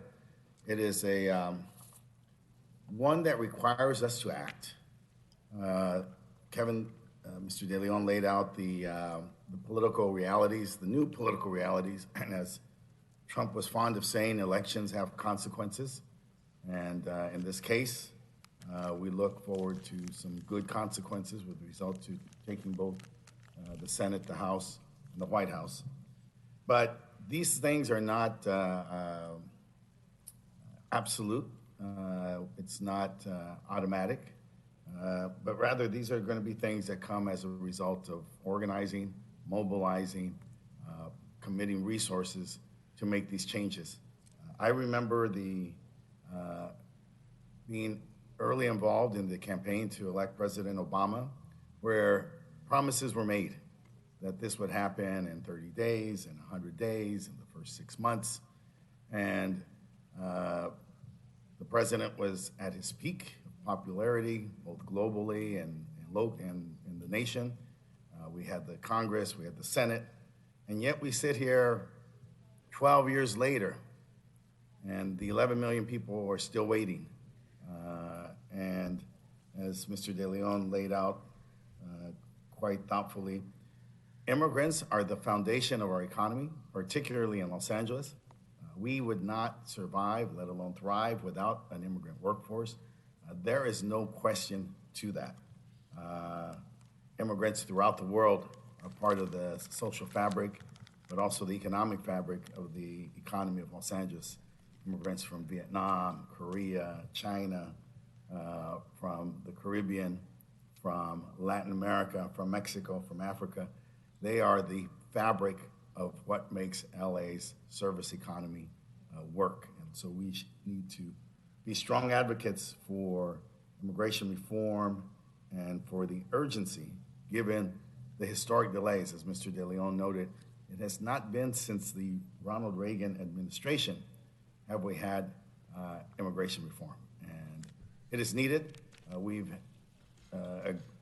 completed some important trade agreements with Canada and Mexico, but those trade agreements were incomplete because while we want a free flow of goods and services, we did not add a free flow of labor. And that is essential to stabilizing the workforce. Let me note that there are some advantages also to our democracy. When people become citizens, new citizens vote more frequently and at a higher percentage than those of us who sometimes are casual about our democracy. They are more involved in the economy, not just as workers, but also as consumers. And so there are some things that the administration needs to think about. One is reducing or eliminating the cost to become a citizen. In many instances, and there's 850,000 legal permanent residents here in the city of Los Angeles, cost is a factor. And we know, particularly during this crisis and this time period, $850 or $1,000 or whatever the cost may be, it's cost prohibitive, and that's a factor. We need to work on age requirements. People have been here 10, 20, 30 plus years waiting for this opportunity. Those people should be acknowledged and be fast-tracked and brought into the opportunity to become citizens. The question of language and opportunity, this needs to be expanded. We need to recognize, for example, there are many people who are good citizens, great citizens of this country, but are not English language first. And, we have a lot of seniors who are in our country, and they still speak maybe first language Armenian, first language Italian, first language Spanish. That's the way they live in their communities. But no reason why their love for this country should be fettered by a language requirement after 10, 20, 30, 40, 50 years. And we need to look at that and perhaps at some point find a cutoff where that is not the primary factor that deters their love or citizenship of this country. And then we need to amplify the opportunities. I put forth some motions earlier. This city needs to do more. We are the gateway. We are the Ellis Island of immigrants in this nation, and this city needs to do more. Not simply just the legal work of a few cases, but really figure out how do we facilitate that process? Are we teaching the courses? Are we teaching the language? Are we preparing our city workforce of legal permanent residents to become citizens? We need to do more. People need to know that in this city of Los Angeles, that this is a place where they can come to become not just Angelenos, but citizens and have the full dignity and respect that comes with that. Thank you, Madam President. Thank you. Madam Clerk, let's go ahead and vote on this item. Please call the roll. Item number 7. Blumenfield. Blumenfield, aye. Bonin. Bonin, aye. Buscaino. Aye. Cedillo. Cedillo, aye. De Leon. De Leon, aye. Harris Dawson. Yes. Koretz. Aye. Krikorian. Aye. Lee. Aye. Martinez. Aye. O'Farrell. Aye. Price. Aye. Rahman. Aye. Ridley Thomas. Aye. Rodriguez. Aye. 15 ayes, this item is adopted. Okay, what's next, Madam Clerk? Council has motions for posting and referral. Motions will be posted on the city clerk's website shortly after the meeting for the public's viewing. To subscribe to receive copies of today's council motions to your email, please visit clerk.lacity.org. Okay, posted and referred. Members, are there any announcements? We're going to take announcements first. Seeing none, we're going to move on to adjourning motions. There's several members that have adjourning motions this morning. This is how I suggest we do it. Mr. Cedillo has requested to go first. He will be adjourning in the memory of Tommy Lasorda. Any member wishing to speak on this adjourning motion, please raise your virtual hand, and then after we're done with this adjourning motion, we're going to move on to the next adjourning motion. So let's go ahead and start with Mr. Cedillo. Anyone wishing to speak on this adjourning motion only, please raise your virtual hand. Thank you. Mr. Cedillo? Madam Chair, it's with a heavy heart, a heart heavy in the entire city of Los Angeles and the entire nation, of Dodger Nation, from Brooklyn to Borough Heights, that we are here gathered to acknowledge the incredible life of Thomas Charles Lasorda, born September 22nd, 1927, in Norristown, Pennsylvania. An undrafted free agent, he signed with the Philadelphia Phillies in 1945. He, a great American, missed the 46 and 47 season while he served in the Army. He later pitched for 2 seasons with the Brooklyn Dodgers, and then got pushed aside for a young man, perhaps the greatest pitcher in Major League Baseball history, a young man named Sandy Koufax. He would frequently note that it took the greatest pitcher in the history of baseball to put him aside. As we all know, he won titles in 81 and 88, 4 National League pennants, won at the Sydney Olympics. I think what is very significant is that he could take young talent and then develop it to become what it would be. And this includes, imagine this, all these were Rookie of the Year winners, people that he mentored and taught to be successful in Major League Baseball. It's not simply enough to have talent, to throw a fastball or to dig a ball out of the dirt, but you've got to have that leadership disposition to be a successful Major League Baseball player, and this is what Tommy taught to Fernando Valenzuela, to Steve Sachs, to Steve Howe, to Mike Piazza, to Eric Autos, and to Hideo Nomo. All of them Rookie of the Years for the Dodgers. He was both fiery and gentle at the same time. He loved the Dodgers like we all do, and he was the first to say, "I bleed Dodger blue." An extraordinary character, an ambassador both for the team and for the city of Los Angeles. We all have stories of him and his very robust personality. He's survived by his wife, Jo. His daughter, Lauda's here with us today. He remained a humble man, a modest man. I enjoyed being at the stadium and just watching him walk around and see how he was adored by all Dodger fans and how he had time for everyone, not just up in the suites, but as he walked the corridors, he was always available to sign some young kid's baseball or jersey, always making himself available. He will be remembered as the most successful Dodger in its history, the most successful manager. But more than that, he was just an incredible human being who loved his wife and his family, generous, as I said, robust but humble. We all have our stories. It was about 2 years ago, we were at a political event in Bel Air at Roz Wyman's house, who played a role with the Dodgers early on.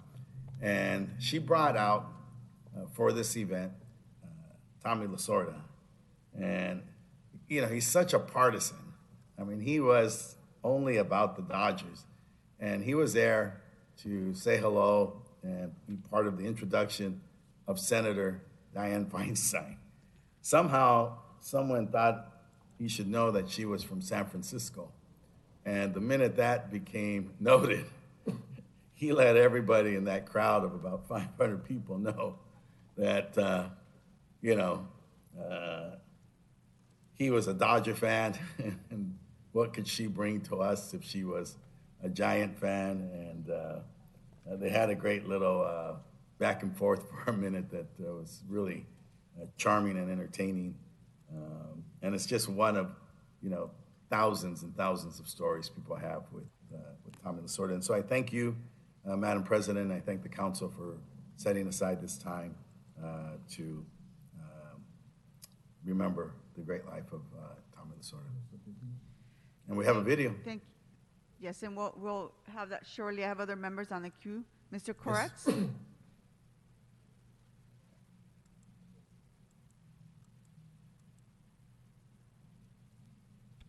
Thank you, Madam President. Well, Tommy Lasorda, of course, was a great manager and brought championships to the city of Los Angeles that we didn't see again for decades. But I think he even became more noted for his time after he was the manager. And ironically, he quit because he had a heart condition and thought that if he was manager any longer, it might bring about a quick end to him. And ironically, he lived for another 32 years. He couldn't have been more loving of baseball, probably its most enthusiastic fan and participant. He used to say that he loved doubleheaders because he got to wear his uniform longer, and that the saddest day of the year was the last day of the baseball season.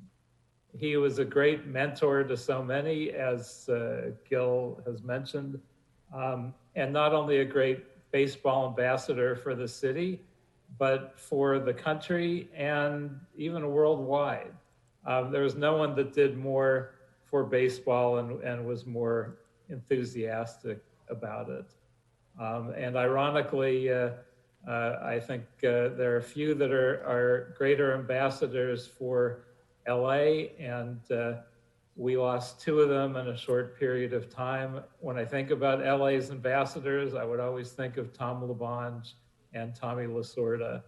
And I was delighted that when Tom turned 90, we were able to bring him into City Hall, and Tom LeBonge joined us, and that was a small ambassador convention for the city of Los Angeles. I didn't think he'd see another World Series. He was in not so great health, and they made it to the World Series once and twice, but I wasn't sure he'd make it long enough for a championship. And sure enough, he hung in there long enough to get to see the Dodgers win 32 years later after the last championship that he had led. Just a tremendous loss to the city of Los Angeles in every way. And may Tommy Lasorda rest in peace.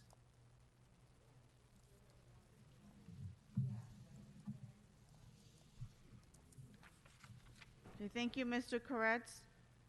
Members, we also have members of Tommy Lasorda's family that's trying to connect to audio. I know we're having a little bit of technical difficulties, but we're trying to get them resolved. Thank you for making me aware of that. Mr. Buscaino? Thank you, Madam President, and honored to be a part of this adjournment for our beloved Tommy Lasorda. My first memories of Tommy was when I was in the second grade and my dad took me to my first Dodger game. We sat in the right field pavilion, $3 tickets at the time. And there was a call that Tommy didn't agree with, and he ran out, and as he did, was very loud and very entertaining when he argued with an umpire. And I go, Dad, what's going on there? Why is he arguing? And the first thing my dad told me was, see him, number 2, that's Tommy Lasorda. He's Italian. And from then, my dad would call him Tanuzzu, short for Tommy in Sicilian. And ever since then, I was introduced to Tommy.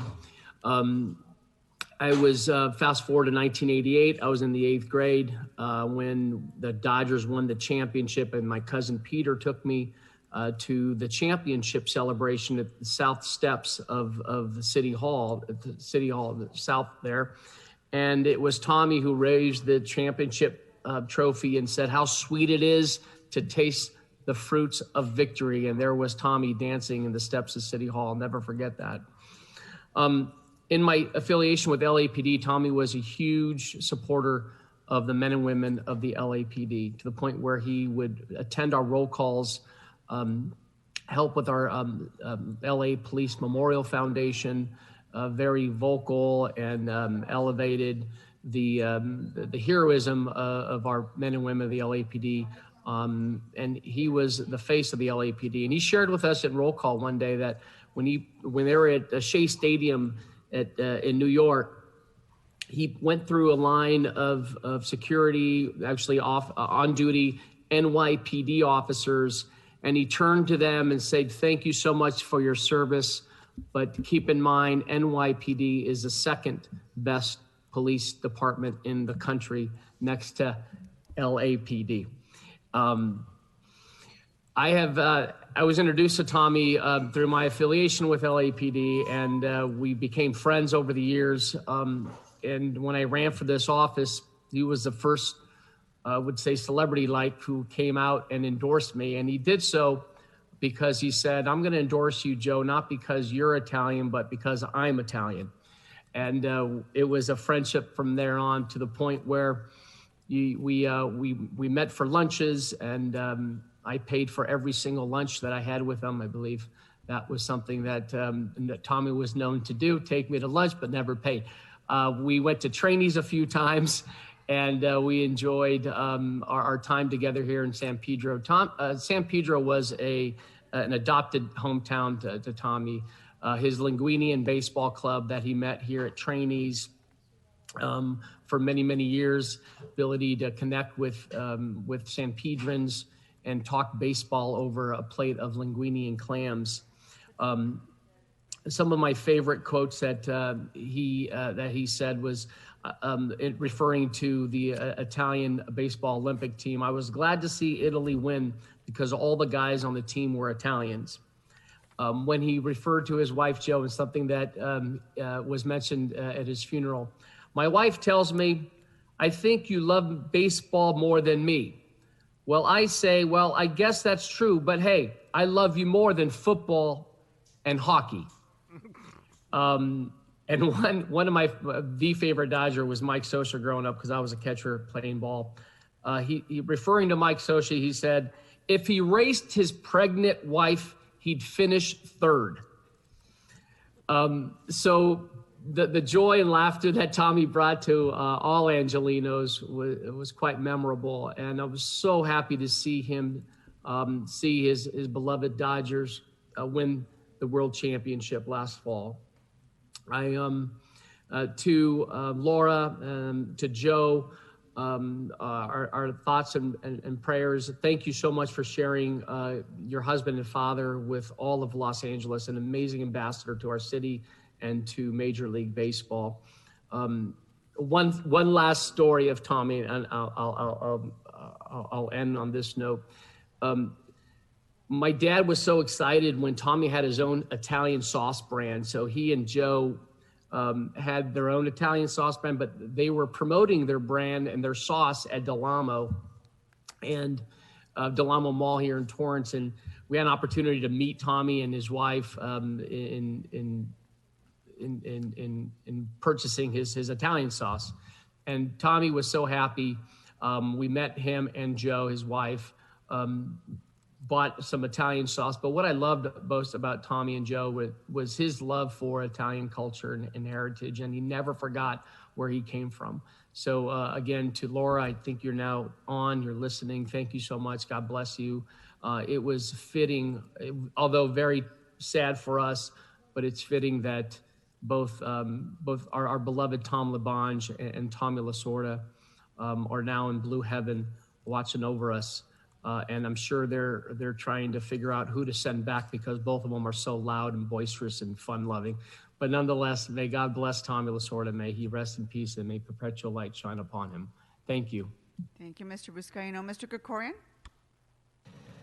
Thank you very much, Madam President. I'll be very brief because my colleagues have been so beautifully eloquent and appropriately eloquent in giving this recognition to the great Tommy Lasorda. I just want to take a moment to thank Joe and Laura and Tommy's granddaughter, Emily, and posthumously the late Tommy Jr. for all that they gave up in order to give Tommy Lasorda to all of us who loved him as fans, and to the city of Los Angeles, and to everyone who cares about baseball throughout the United States and throughout the world, really.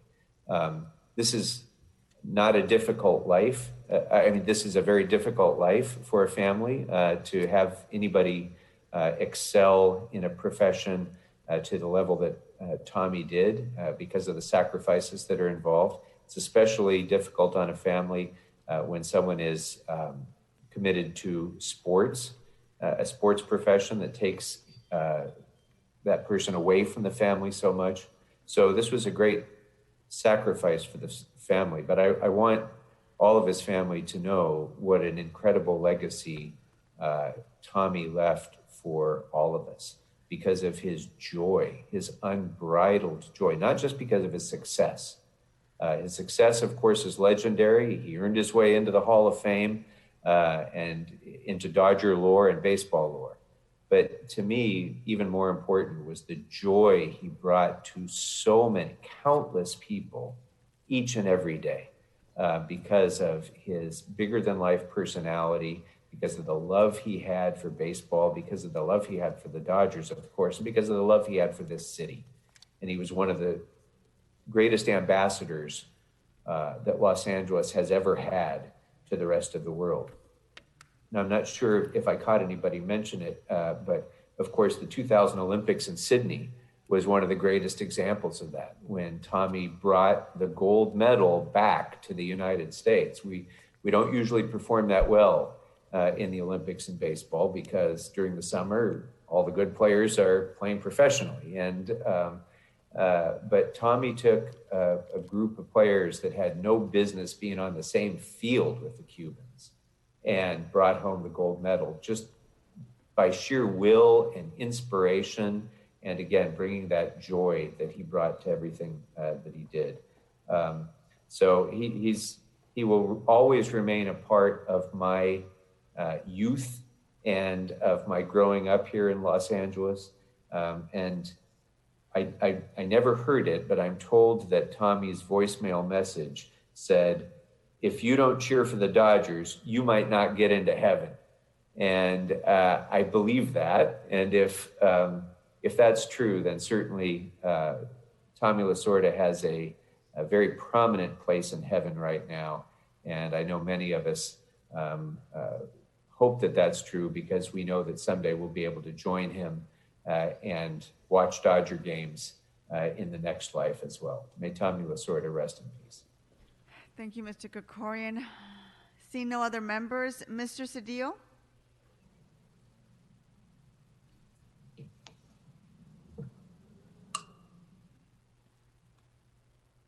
Madam Chair, I believe we have a video.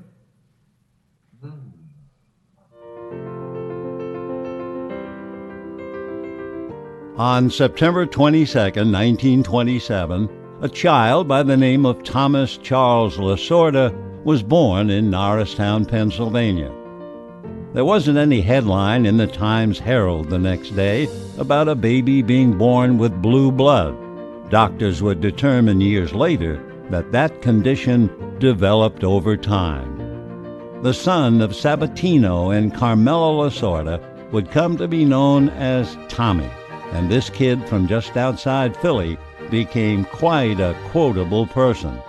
One of his favorites is this one: "There are three kinds of people in this world: people who make it happen, people who watch what happens, and people who wonder what happened." Tommy was definitely a person who made things happen. It's been quite a life for Tommy. He spent some time in the Army, became a Major League Baseball player, worked his way up in the Dodger organization from a scout to the manager of the world champion teams, twice. He's traveled around the world, including a trip to Fantasy Island. He led Team USA to Olympic gold. He's met presidents, hung out with movie stars. There's a portrait of him hanging in the Smithsonian. He had Frank Sinatra tell him that if he ever became manager, he would sing the national anthem for him. And Frank did. He's had his own pasta sauce. He's beaten up mascots, has a ton of honorary doctorate degrees, and there, believe it or not, is an asteroid named after him. He was inducted into the National Italian-American Sports Hall of Fame and, of course, that other Hall of Fame in Cooperstown, New York. Well, we could go on and on listing everything Tommy has done, and he'd probably like that. But before we go, here's another Tommy quote for you. You give loyalty, and you'll get it back. You give love, and you'll get it back.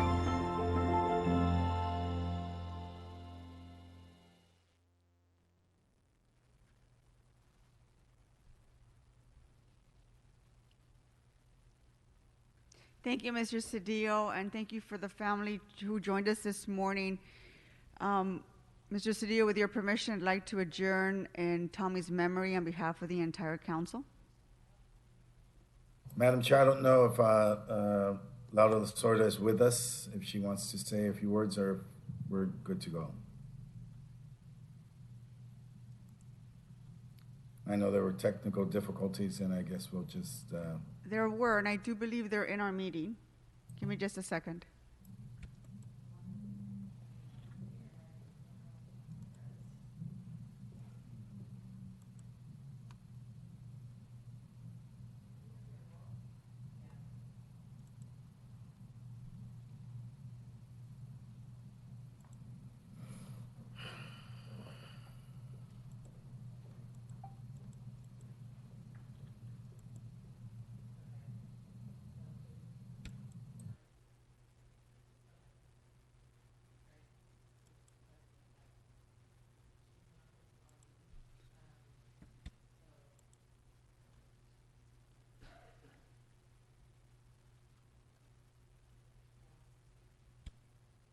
All right, Mr. Cedillo, thank you.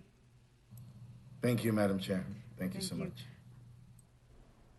So go ahead and move on to our next adjourning motion. Mr. Blumenfield?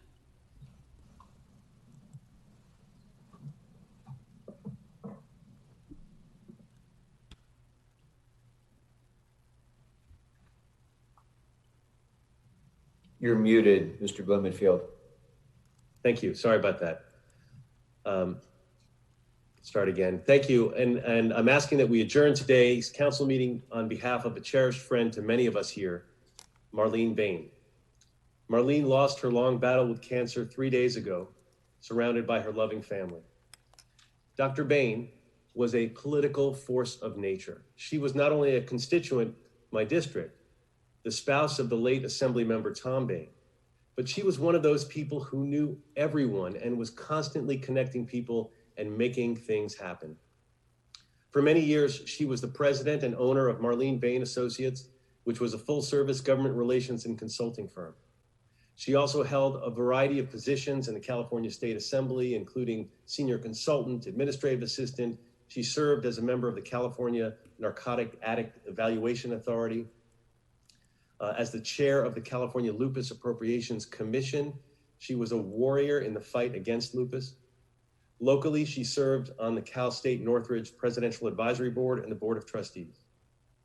She was also a woman who was extremely known throughout the Jewish community for her participation in a variety of organizations, the National Association of Jewish State Legislators, AIPAC, ADL, the Women's Alliance for Israel, the Valley Jewish Business Leaders Association, which was one of the organizations she founded.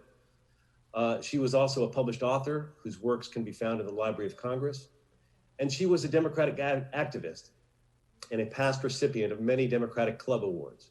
She took great pleasure in presenting the Tom Bain Club Participation Award each year at Action Democrats. And in 2019, Action Democrats renamed this award the Marlene and Tom Bain Club Participation Award. Also, she was a pistol.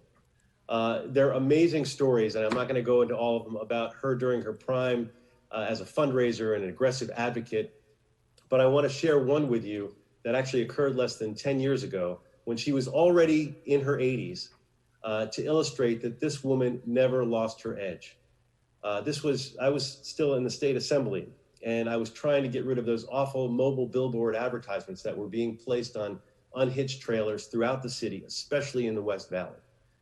Well, one particularly pernicious blight merchant wasn't happy about my legislative efforts, so he built an unhinged trailer advertisement attacking me, calling me a fascist, and he put it right in front of my house. Then he put about 50 more of them around the community.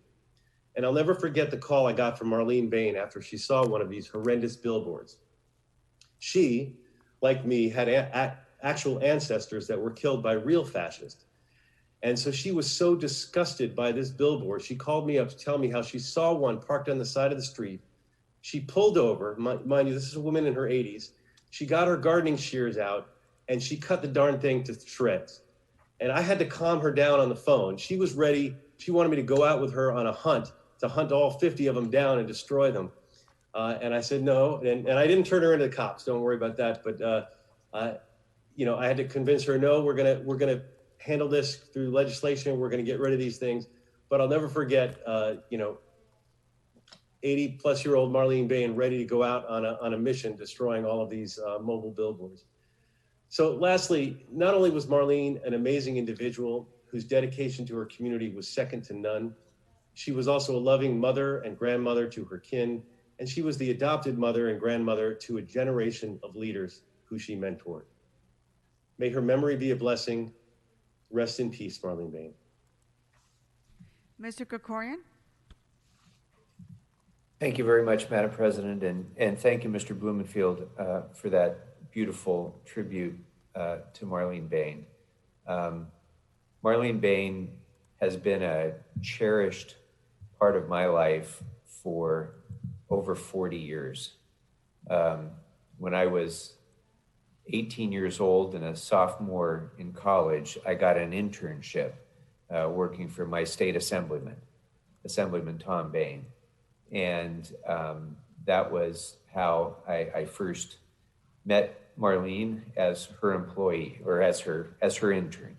And from that day until today, she has been not only more than a mentor, she's been almost like an adopted mom, as Mr. Blumenfield mentioned, for me, and I know for many others on this council and in politics in the Valley.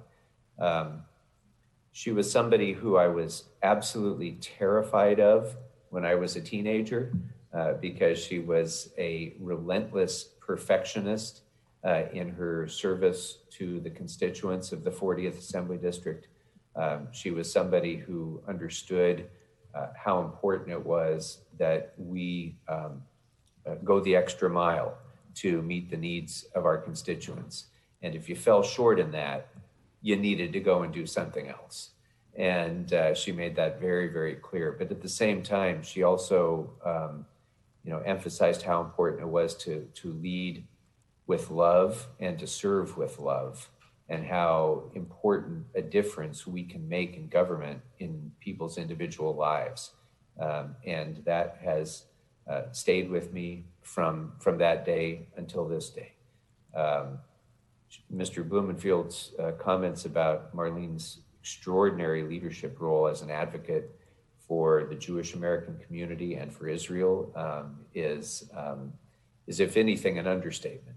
And she has been one of the great champions, really, of the Jewish community in Southern California. So much so that I still remember at our office party when I was working for Tom Bain that as a Christmas gift one year, she gave me a yarmulke, and I still have it, actually. And it meant a lot to me that as a Christmas gift, I was welcomed as a sort of semi-official member of the family, I guess. So it's really with deep sadness that we mark Marlene's passing.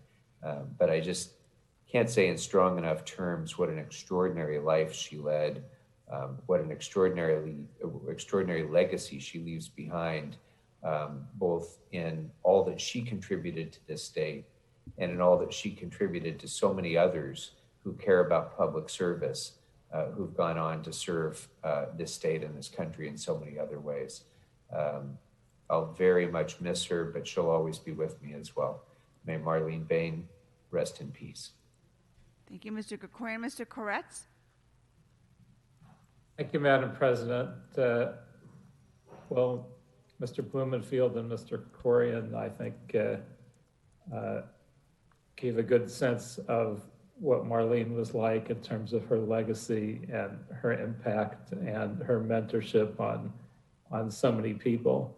And she was a tough person as well. I never had the opportunity to work for her, but I certainly saw it over the years. But I think near the end, I think she did mellow out. And sadly, one day at a Jewish community event, I was speaking with her and she seemed very bright and optimistic and happy. And then at the end of the conversation, she said, "By the way, I have a terminal cancer and I'm not going to treat it. I'm going to enjoy life for as long as I can, undiminished, and that would be it." I tried to be upbeat as I spoke with her, and I remember going back and getting into my car and just crying for 10 or 15 minutes. It was a very sad thing, because she'd been a very dear friend, not just to me, but to so many, and especially many in the Democratic Party. And without having been an elected official herself, there are few that had more impact on government and on encouraging people to participate in government and to run for public office. And may she rest in peace. Thank you, Mr. Koretz. Mr. Lee?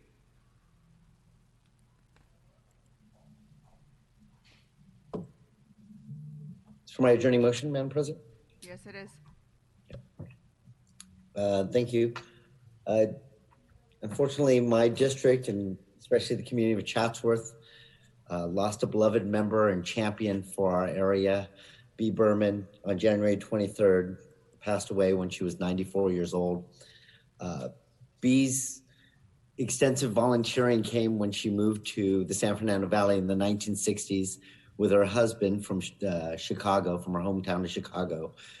She was in a new city. She didn't really know many people, so she volunteered at her school, and that life of volunteerism carried from there. Over the years, even while she was working in her husband's CPA office, she was very active in a lot of different volunteer activities, but she was always known for bringing her famous homemade chocolate chip peanut butter cookies to every single event. So you always look forward to seeing Bee Berman for her cookies and for her amazing smile. She was the president of the Chatsworth Community Coordinating Council for 12 years, and she also served as membership director and scholarship chair, and for several years ran the organization's annual banquet. For the Chatsworth Historical Society, she served as president and a board member, chaired the annual Garden Festival, and launched the annual Pioneers Day, and chaired Chatsworth Centennial Celebration here in 1988. She was also a docent for the Historical Society, providing tours of the famous Homestead Acre at Chatsworth Park South.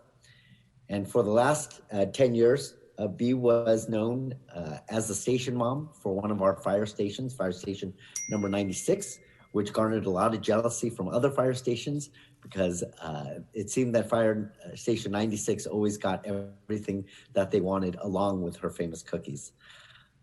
Bee's beloved husband, Marshall, passed away in 2012.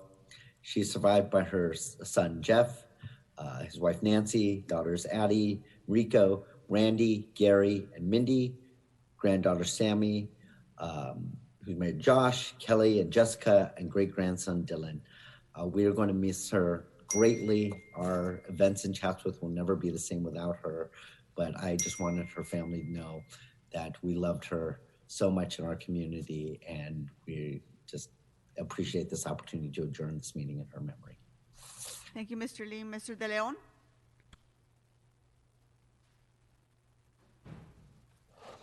Thank you very much, Madam President. Colleagues, I'd like to adjourn in the memory of Antonio Tony Bernabe. Antonio joined Chirla in 1997 as a day labor site coordinator and community organizer. He later became the director of organizing for that very same organization, Chirla. At Chirla, Antonio helped open and run day labor centers and create the National Day Labor Organizing Network, NANDALON, an advocacy and grassroots organization that fights for the rights of day laborers, all of them entirely immigrants and undocumented immigrants. Some of his career achievements include helping create building a community leadership development program, advocating for AB 60, the tireless work of State Senator and now Councilmember Gil Cedillo, helping undocumented immigrants to get their driver's license in California and organize communities to support my very own Senate Bill 54, the California Values Act, also known as the Sanctuary State Bill. Antonio was an incredible leader in the fight for a living minimum wage. He fought against wage theft and for immigrant rights, workers' rights. And throughout his career, he helped immigrant workers collect millions of dollars in unpaid wages that were stolen from them, and worked with many faith institutions, Mexican consulates, U.S. Department of Labor Wage and Hour Division to create Empleo, a national hotline for immigrant workers to call when they were facing abuse. He trained thousands of grassroots leaders and organizers so they can have an active role in changing the lives and improving the human condition for all individuals, regardless of their legal status.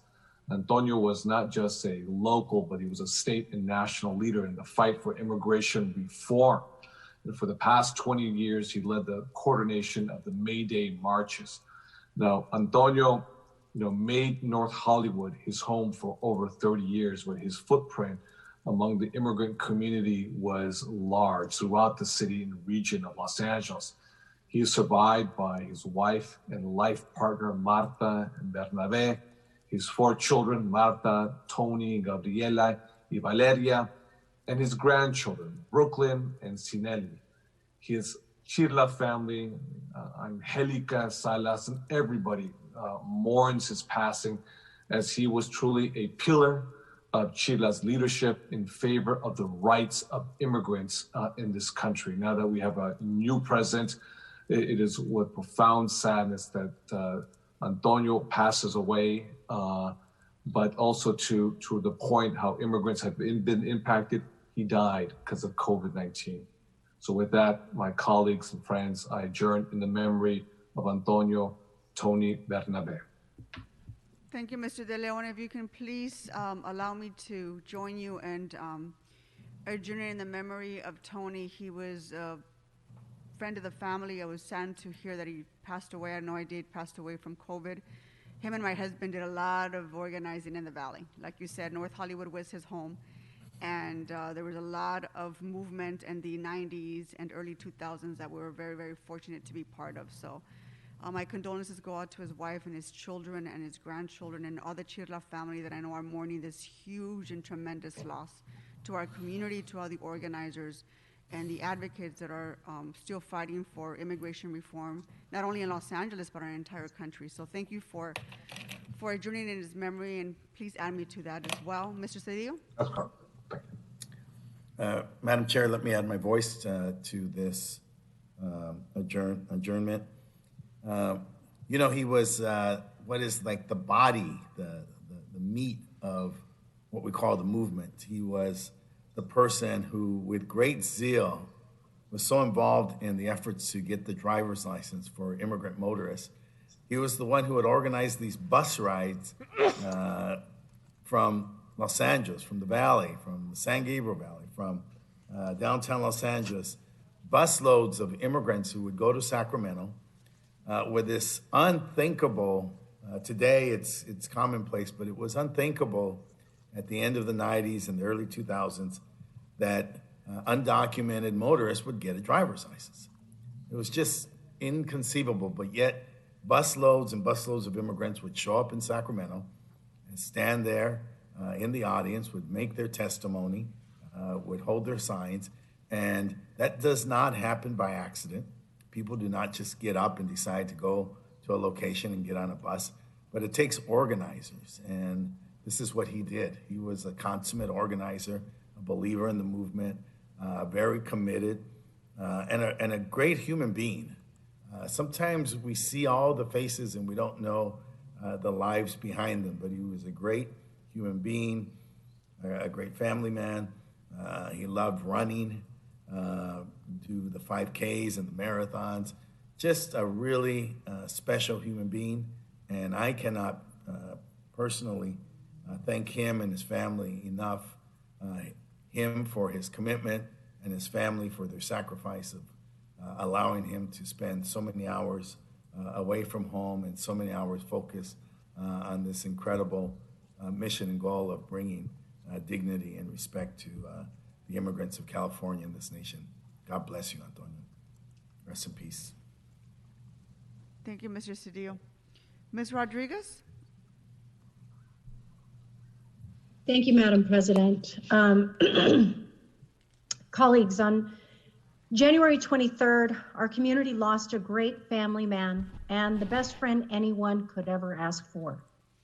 Whether you called him John, JP, or Spindler, one thing is certain: when you called him, he picked up. He was a Valley boy through and through, whose love of muscle cars, the Raiders, and the Dodgers were only surpassed by the love for his family and his ability to put a smile on anyone's face. At the age of 19, John's mother, Luz, took him to the Boys and Girls Club of the West Valley, where he joined staff and quickly became the favorite staff member to not only the children, but their parents as well. She understood his ability to make people feel special and wanted him to share that with as many people as possible.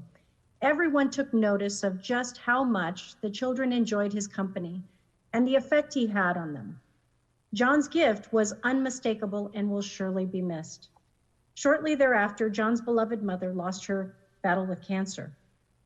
He said, "Only the strength of a woman can raise a real man." He promised her that he would take care of things, and he did just that. Quickly assuming the role of the man of the house and caring for his siblings, Chris and Jerry and Heidi, his grandparents as well.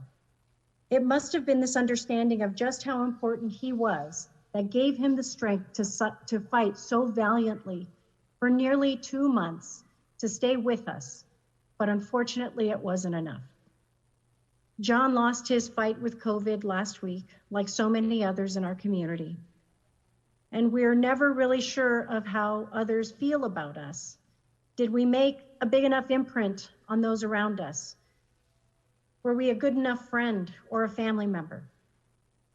Well, John, if you had any doubts, rest assured, you did good. Your family started a GoFundMe page to raise funds for your funeral expenses, and within a few short hours, they surpassed their goal. And funds continue to pour in from your friends and coworkers, past and present, and the many people who were touched by the countless examples of kindness and the stories and the accounts of your kindness and willingness to stand up for everyone and anyone.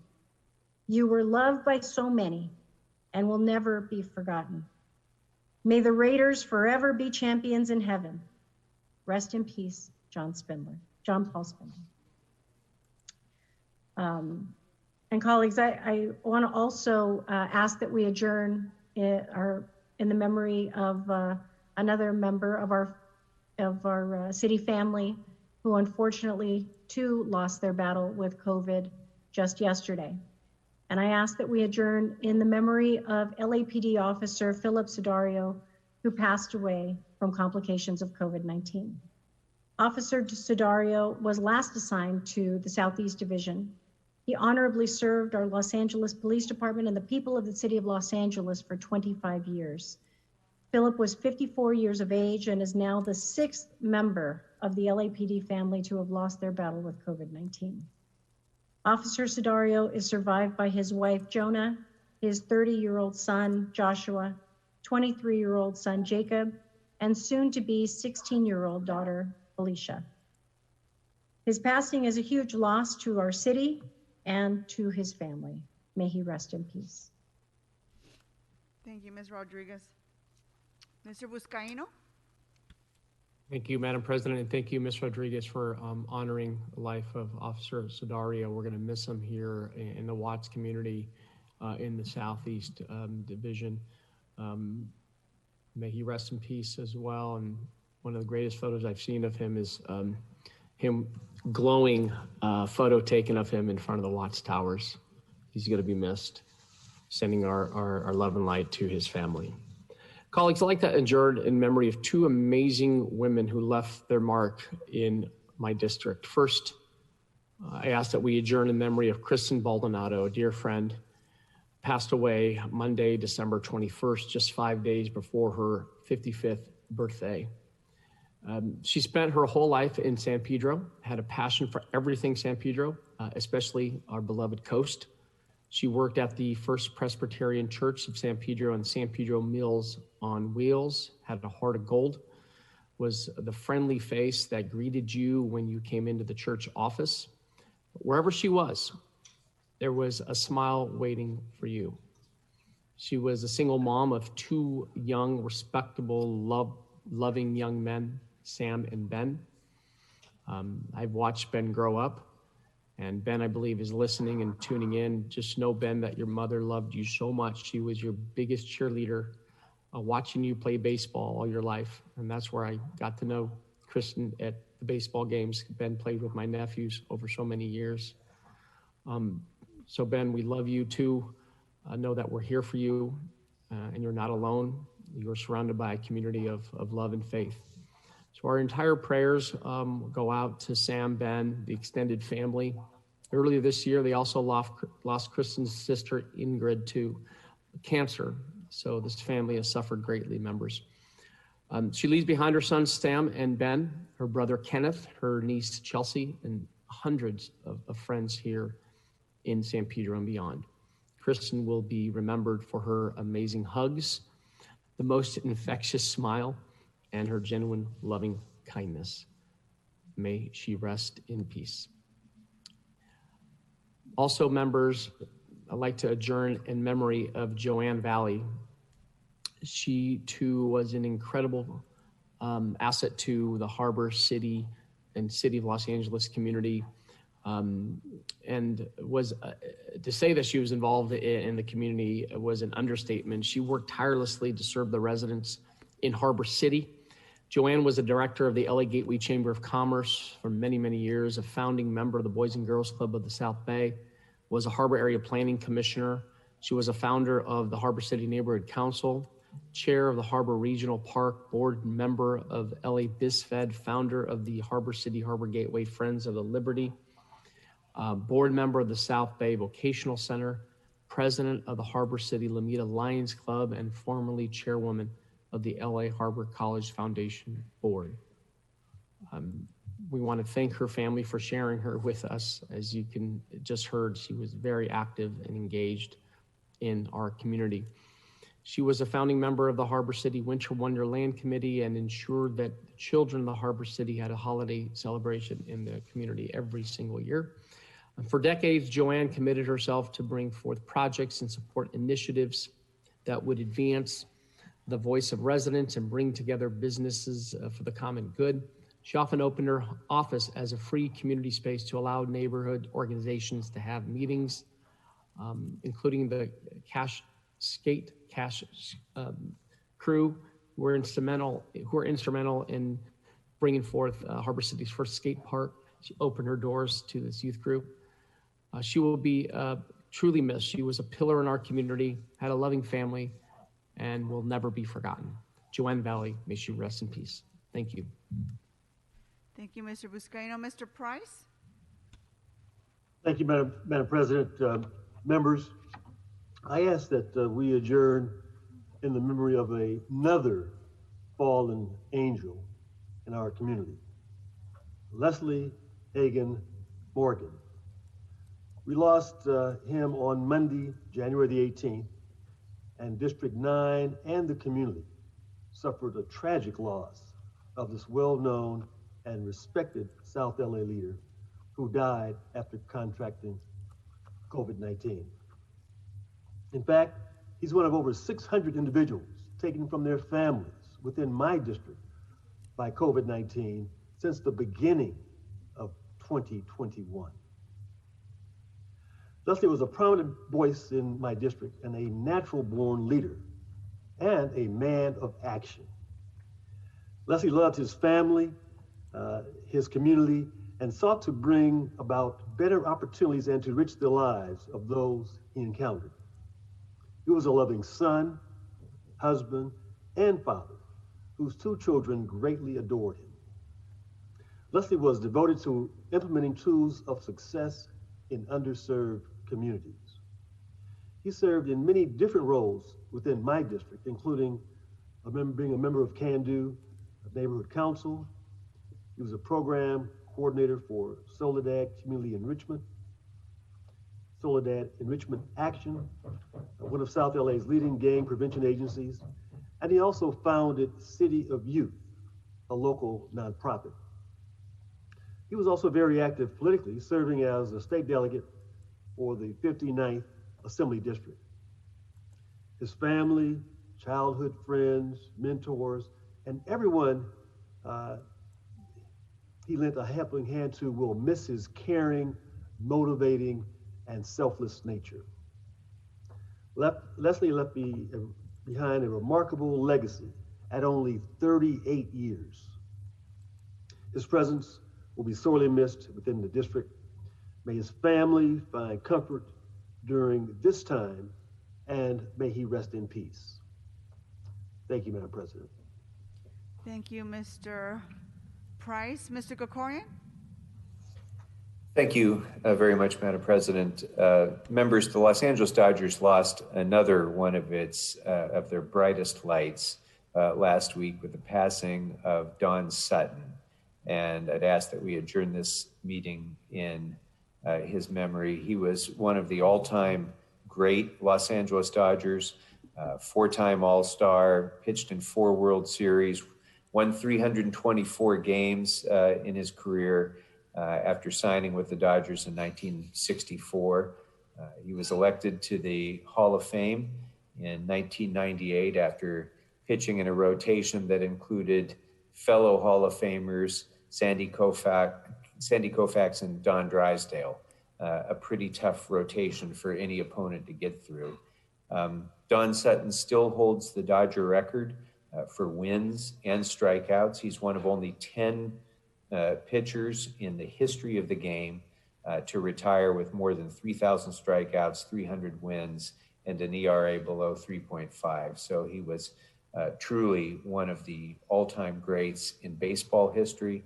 And for those of us who grew up in Los Angeles in the 60s and 70s,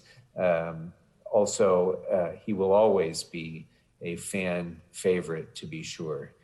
After his playing career, he went on to a long and very successful career as a broadcaster with the Atlanta Braves. And so he meant a great deal to baseball fans throughout the country. But he especially will be remembered and loved by his wife, Mary, his children, Darren, Stacy, and Jackie, who grieve his loss, along with baseball fans around the country who are part of Don Sutton's family as well. So I ask that we adjourn this meeting in Don Sutton's memory and express our condolences and the condolences of everyone in the city of Los Angeles to his family and his loved ones. Thank you, Mr. Krikorian. Mr. Koretz? Thank you, Madam President. I'd like to add on to that as someone who grew up watching Don Sutton. And if he was known for anything, it was his durability. He wasn't flashy. So even though many in the Dodger family consider him perhaps the best Dodger pitcher of all time, he really wasn't as noticed playing on teams with Don Drysdale and Sandy Koufax and Fernando Valenzuela and Oral Hershiser. But he had an amazing career, which included, among other things, in his first 21 years as a pitcher, he had 20 years where he pitched over 200 innings, which is literally almost inconceivable. He started more games than anyone in baseball history, with the exception of Cy Young and Nolan Ryan. And he was just known for giving it everything. And a quote appropriately from Tommy Lasorda talking about Don Sutton: when you give him the ball, you know one thing: your pitcher is going to give you everything he had. And one of the things Don Sutton said about himself: I never wanted to be a superstar. All I wanted was to be consistent, dependable, and that you could count on me. I was fearful that his passing wouldn't be noticed because appropriately enough, he was overshadowed by the death of Tommy Lasorda. But he was an amazing Hall of Famer, and an amazing ball player, and his passing should not be missed, and may he rest in peace. Thank you, Mr. Corrett. Seeing no other adjourning motions, members, our meeting is adjourned. If I can also remind you to please forward your adjournments to the clerk as soon as possible. Thank you. Our meeting is adjourned.